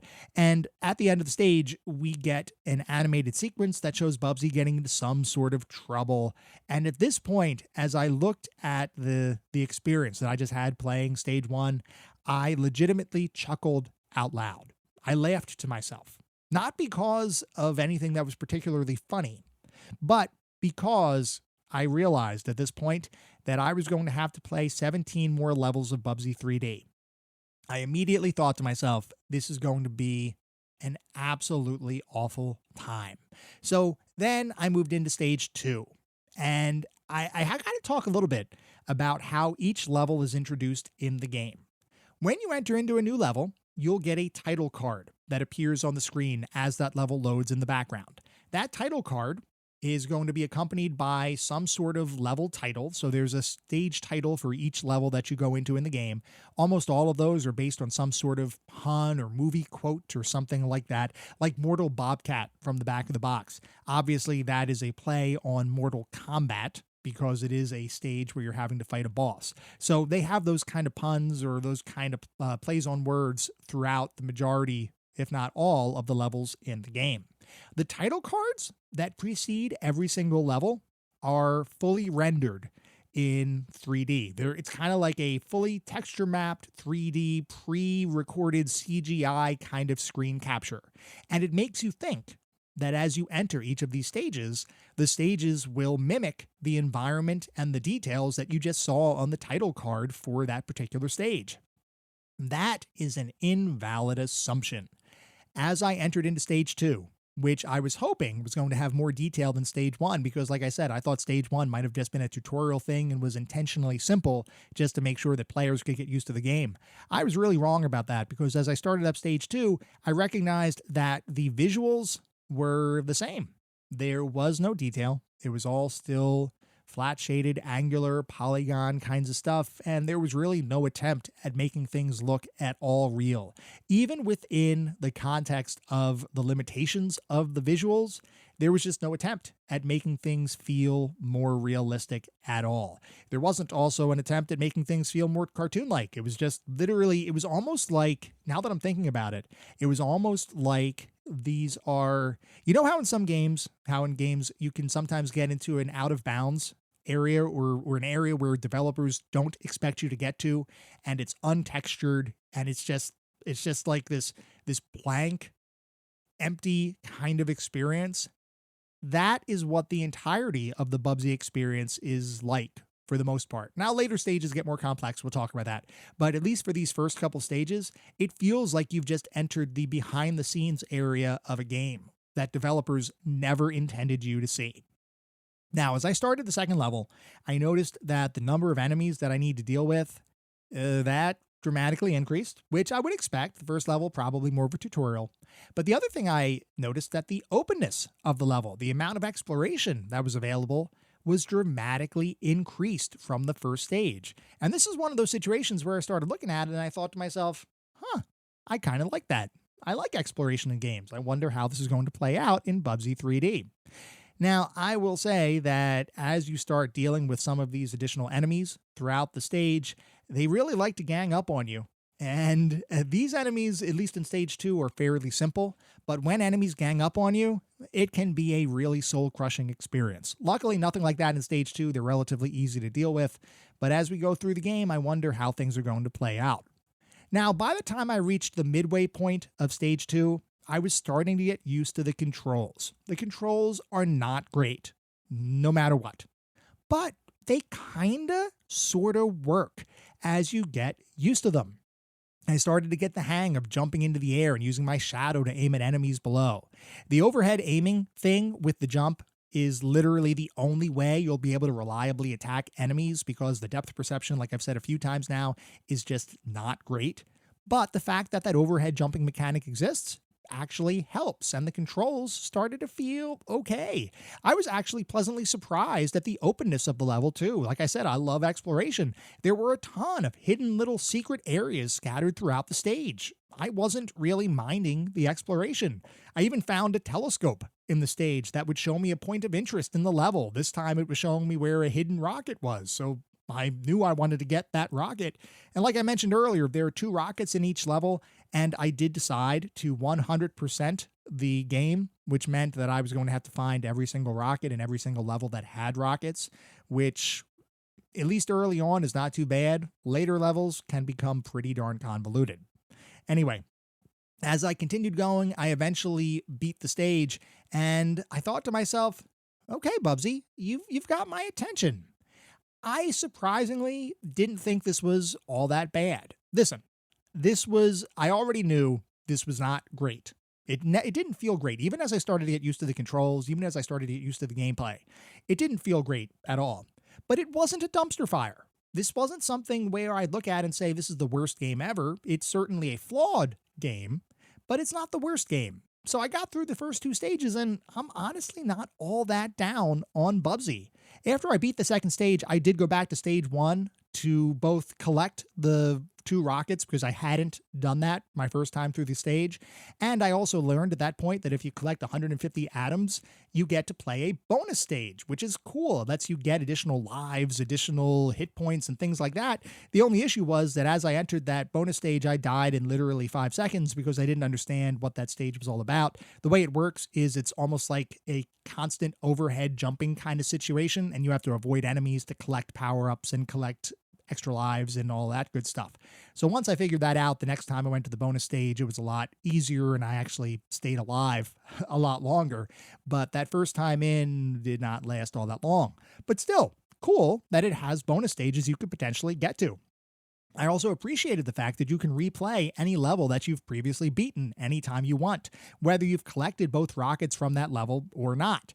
Now, I will say that if you go into a level, you've got to complete the level. It's not like some modern games where if you missed a collectible, you can go into the level, collect the one collectible that you missed, and then pop back out to the main menu screen or to a level select screen. That's not in Bubsy 3D. If you enter a level, you've got to commit to beating the level in order to maintain that collectible. So just something to keep in mind. But I did end up going into Bubsy, and I played quite a few of these levels continuously, simply to actually, primarily level 1 is what I played a lot of because I wanted to farm a bunch of lives, which is going to become pretty necessary as I continue to go through the game. So I went to level 1 and I farmed around 30 extra lives from that first stage, which some people might say is excessive or could potentially be excessive. I just wanted to be prepared for what was lying ahead of me. I didn't know what it was, but I wanted to be prepared as much as possible. As I went through that first level multiple times, I got more and more used to the game, so much so that level 1 is now a breeze to get through, and the controls are kind of feeling okay. So with that, I went on to the third stage of the game, and here I started to notice some new mechanics getting introduced to the gameplay. There were switches in the game world that would do something.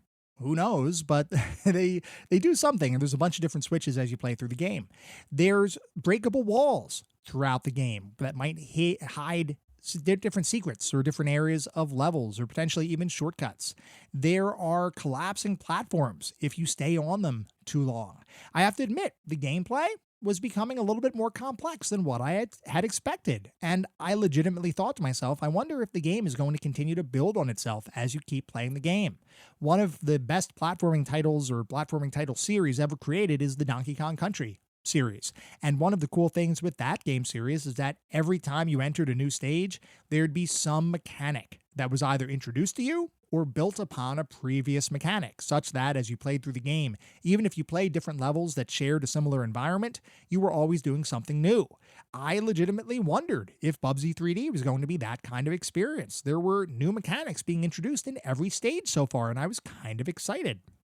The one thing I wasn't excited about was the fact that the whole momentum thing, like I talked about earlier, which is not all that great, really sucks when you're trying to platform over water. So first thing to remember here, or recognize, is the fact that if you enter water and you're not in an underwater stage, you will die. There is no swimming in a normal stage with water in it. So what happens is if you're trying to jump between floating platforms over water and you jump from one platform to the next, and let's say you get to the edge of a platform. Well, whether that's because you jumped badly or your momentum carried you over the edge.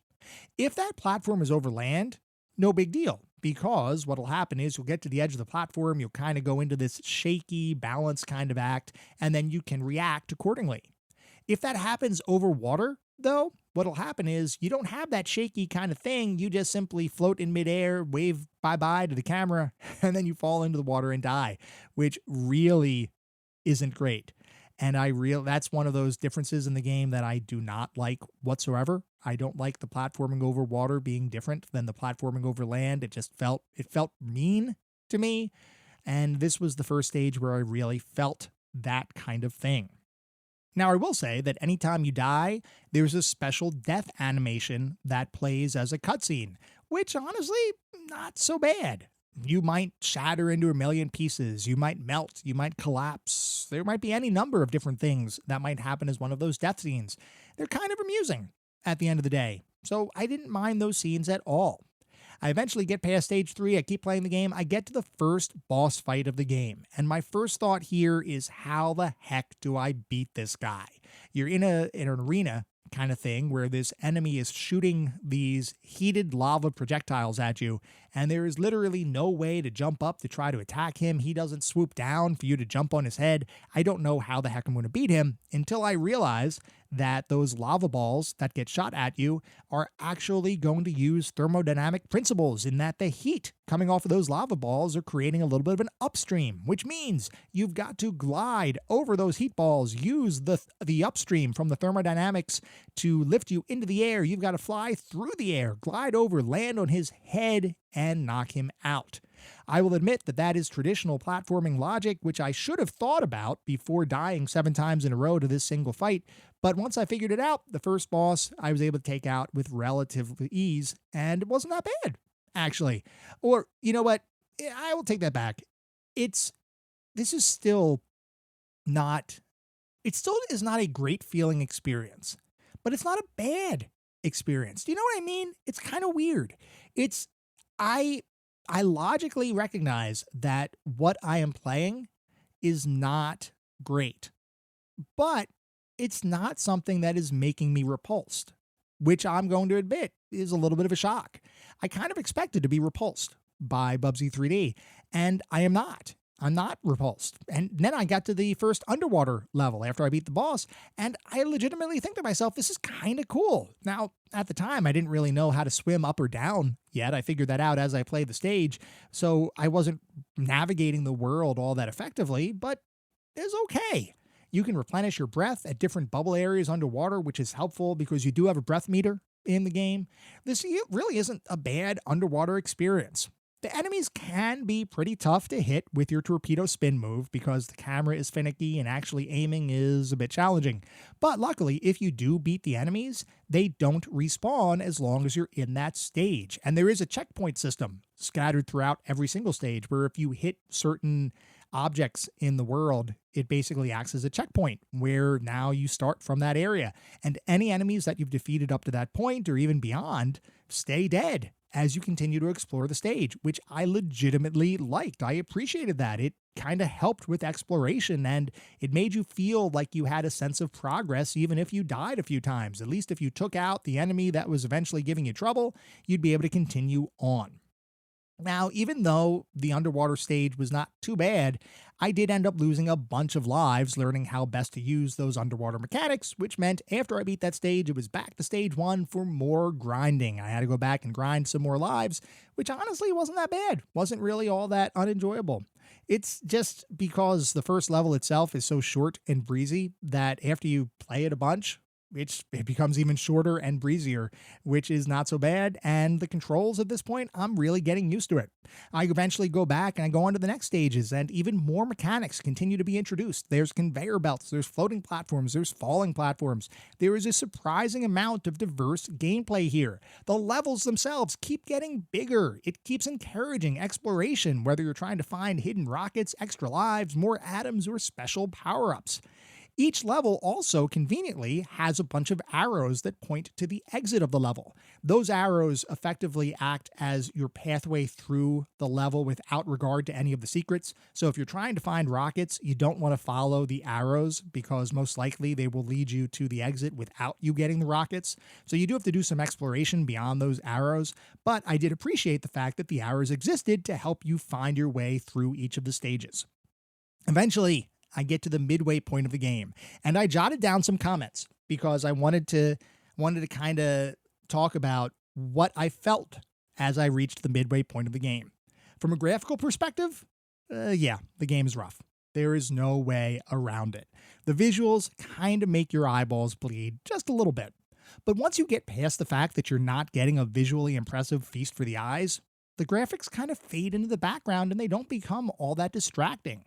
I mean, sure, water is simply a flat plane of blue, and grass is simply a flat plane of green, and there are more sharp angles here than at a geometry convention, but honestly, as an early 3D title, I guess it's kinda okay. The sound and music, meanwhile, is not bad at all. It's very cartoon-styled audio, and for me, it's probably the highlight of the game for me so far. The music works. The music works with the game, and it is not all that irritating. It's just generic cartoon-styled music. Nothing I would listen to outside of the game, but I can't complain about it inside of the game. And I will say that the end of stage jingle is kind of catchy. I'm actually enjoying the music. Not like a ton, but I'm kind of enjoying the music in the game at this point. Now, the voice work, that is a hard pass for me. Half the time, I can't even understand what Bubsy is saying. The other half, I wish I didn't understand what he was saying. And I honestly don't understand how anyone could have thought this would be anything other than an irritating, ear-bleeding kind of experience. But it's there, It could be turned off. I did not turn off the voice work, by the way, because I wanted to truly experience Bubsy 3D in all of its glory. I don't know if that was a good decision or not, but I did not turn off the voice work. The voice work was not that great. Moving on to the story, the main story is exactly what we talked about before. I'm effectively stuck on a planet with aliens who want to hurt me. I need to rebuild my rocket by finding the scattered pieces of the rocket throughout the various stages, and that's pretty much it, which is a fine narrative for a platforming game. During the game itself, you're not really getting any story exposition. There's no cutscenes. There's nothing that tells you anything specific about the narrative, which is fine. It's a 3D platforming title. I'm not going to hold the lack of story or the lack of a true narrative against it. It's fine for what it is. As far as gameplay goes, Bubsy makes a horrible first impression. The controls aren't like what anyone would expect for a 3D platforming game. The momentum feels off. The platforming is unnecessarily difficult. It's really not a good first impression at all, and I could fully understand why somebody would turn off Bubsy 3D within the first 15 minutes of playing the game, thinking that this is an unmitigated disaster. But then, if you do stick with it, you kind of get used to Bubsy's unique gameplay, and it becomes, not bad. I guess that's the best way I could put it. At least as of the halfway point, I'm feeling kind of okay about Bubsy. Do I think this is going to make it into the Pantheon? Hell no. Not even a chance. This is not something that I would recommend anyone to play. And even with me getting used to the game and not having an awful time, I'm still pretty sure at this point this is going to be a footnote in gaming history. But you know what? It is not as bad as what a lot of people would lead you to believe, at least through the first half or so of the game. Which means now it's time to go on to the rest of the game. I end up making my way past a couple of other stages and I reach my second boss fight, this time against a stampeding elephant that I have to fight in an arena surrounded by an electrical cage. This is the aforementioned Mortal Bobcat level that was on the back of the box. Now, it didn't take me too long to figure out how to get past this boss fight, but I will say that the collision detection here absolutely sucks. The collision boxes are so poorly defined that you will end up getting hit a bunch without you even understanding why you got hit. There were times where I literally had a chunk of visual space between my character and the boss, and I still took damage, which means I got knocked down and stunned in place for a couple of seconds. And that stun, by the way, is kind of irritating. Some enemies in different stages can really wallop on you while you're stunned. And while you are invincible for a period of time after getting hit, sometimes the enemies surround you and just make your life hell. So even with that invincibility, the stun really hurts as you play the game. Anyway, I got past that boss without too much difficulty, and I finally reached the first stage with a rocket car in it. Now, these rocket cars you can jump into, and it's effectively an on-rail sequence where the rocket car will move from one location of the stage to the next. My first thought as I encountered these rocket cars was, hey, kind of cool. This is another new mechanic to play with as I go through the game. I thought, this is nice. This is great. And then I started to think, well, wait a second. Where are all these rocket ships going? Where am I now being whisked off to? Remember when I talked about the expansiveness of the levels previously? And I said that the fact that the levels were so expansive and encouraged exploration was something I enjoyed? Well, that was when I was controlling or playing in levels where I had control over where I was going. The introduction of the rocket cars introduces a little bit of a wrinkle to this formula. The rocket cars allow you to get to different sections of stages that are otherwise blocked off to you, which means that you are not fully controlling where you're going. These rocket cars are taking you somewhere. And because of how the camera is, or because of how the camera is designed, sometimes as these rocket cars turn around and loop and do all these different things, you completely become disoriented and you don't know where the heck you are. So now, that exploration, that wide exploration, and this is even in just the first rocket car stage, it's starting to get a little weird. And I'm starting to think to myself, oh, this is confusing. And the expansiveness of the levels continues to become broader. This is where I'm starting to think to myself, uh-oh, This is not feeling quite as good as what it had before. And then I recognize that there are certain areas where I need to jump from one rocket car to another in order to progress, which is way more challenging than it should be. This is driven primarily by the piss poor camera and control system, where sometimes in order to time your jump, you have to jump before the rocket actually reaches the other rocket you're supposed to jump into. Otherwise, if you wait, the rockets will take off together. And if you're trying to jump from a moving rocket to a moving rocket, even if they're both moving at the same speed, you will almost certainly fail, because this is not a game that encourages, what's the word?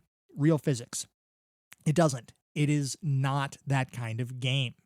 So then I get off of another rocket car in this stage, and my immediate thought is, where the heck am I now? At this point, I am super confused. I don't know where I am. I don't know where the rocket ships have taken me.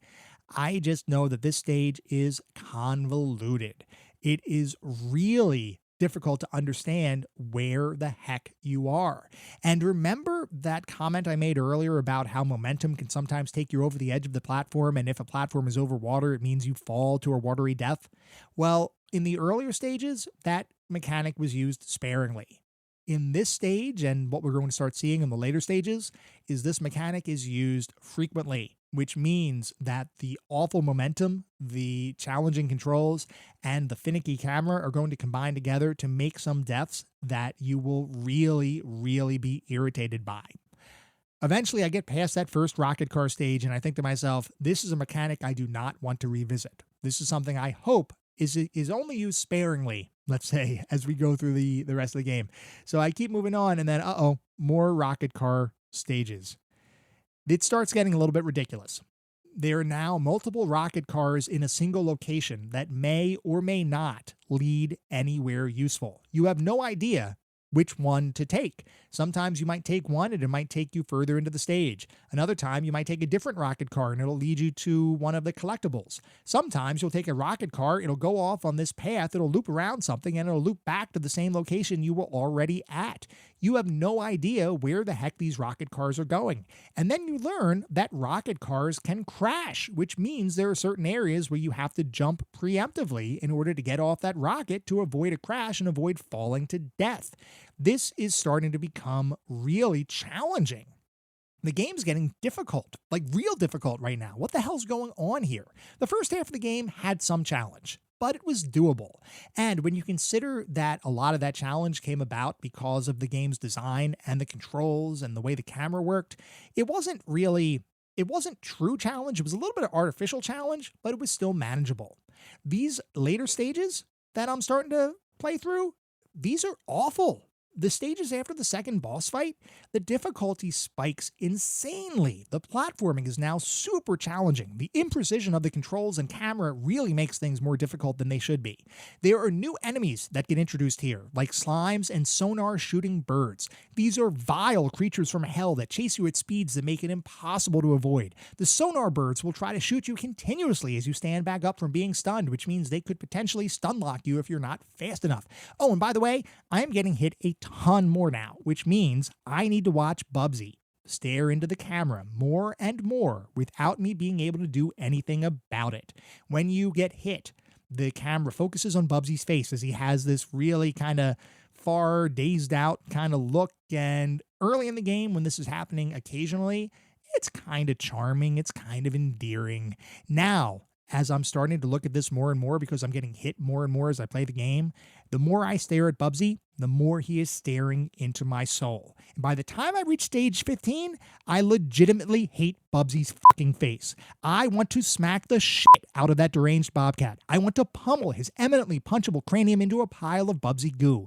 I want to toss him off a platform into a pool of petulant poison.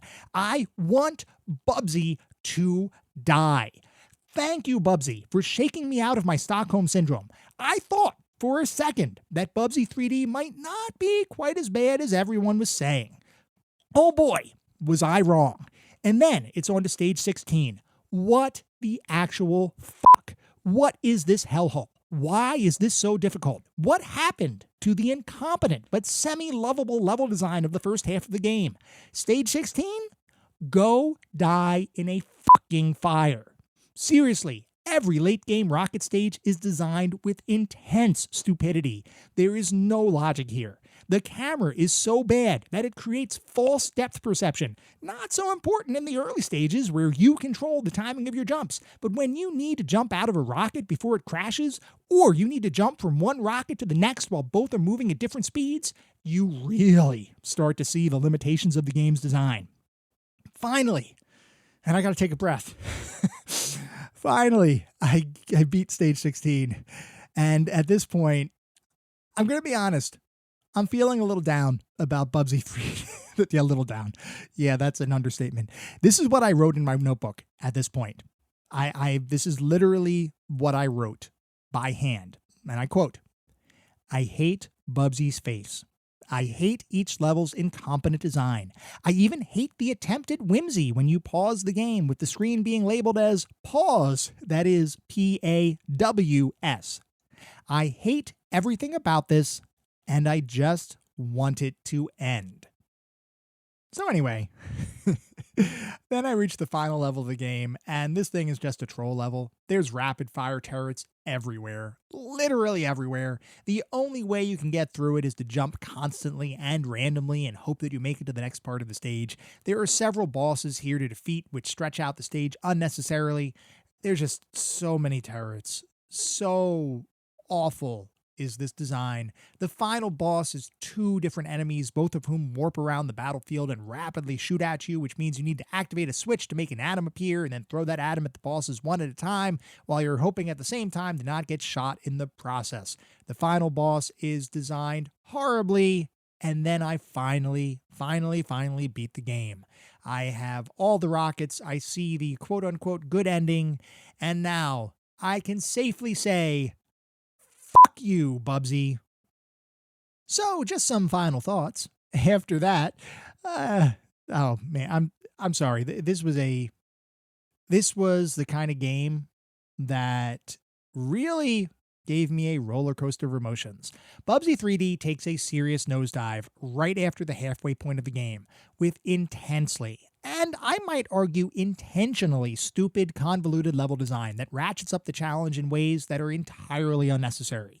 The first half of the game was not good, but I could attribute the lack of quality to the fact that this is an early 3D platforming title, and the development team probably really didn't know how to make 3D platforming feel good. I get that. I still would not have suggested anyone to play the game, but it was not the worst thing I have ever played. It wasn't even the worst thing I had played for this podcast. The second half of the game, though, was literally hell to deal with, and it made any good intentions from the first part of the game sour like a bottle of finely aged milk, which is to say, it left me feeling sick. I can't even give the dev team a pass for their own lack of 3D platforming know-how. The final half of Bubsy 3D is so joyless and so mean to the player that it simply shouldn't exist.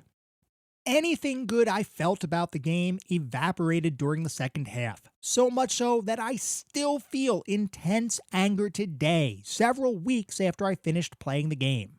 I will never play Bubsy 3D again, and I implore all of you, do not play this game. So, what is our verdict on Bubsy 3D? Oh, jeez. Well, Bubsy 3D is not only a footnote in gaming history, but in retrospect, it probably shouldn't have ever been born. It is by far the most irritating, unnecessarily difficult, and incompetently designed mess that I have played in a long time. The first half of the game does save it from being the absolute worst game I've played for the podcast, but the second half proves to me that all of its critics were, in fact, accurate in their assessment. Bubsy 3D is not a game you should play, and in fact, if you see it out in the wild, run far away. Treat it like a rabies-infested bobcat and either avoid it entirely or put it out of its misery.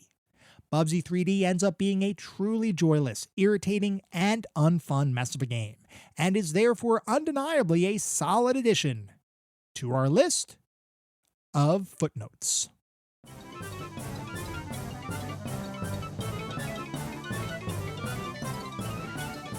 It is now time to talk about our weekly challenges for Bubsy 3D. If any of you hate yourselves as much as I hated myself as I played the game, feel free to sit back, grab something to drink, and try your hand at playing Bubsy. Our first challenge is to find your first rocket. There are 2 rockets situated throughout most stages in the game. All you gotta do is find one that's worth 1 coin. What could possibly go wrong? Second challenge is to beat your first boss, which only requires a few stages of gameplay, something you could probably get to. That will get you 2 coins in this week's challenges. And then finally, the third challenge is to take a ride in a rocket car.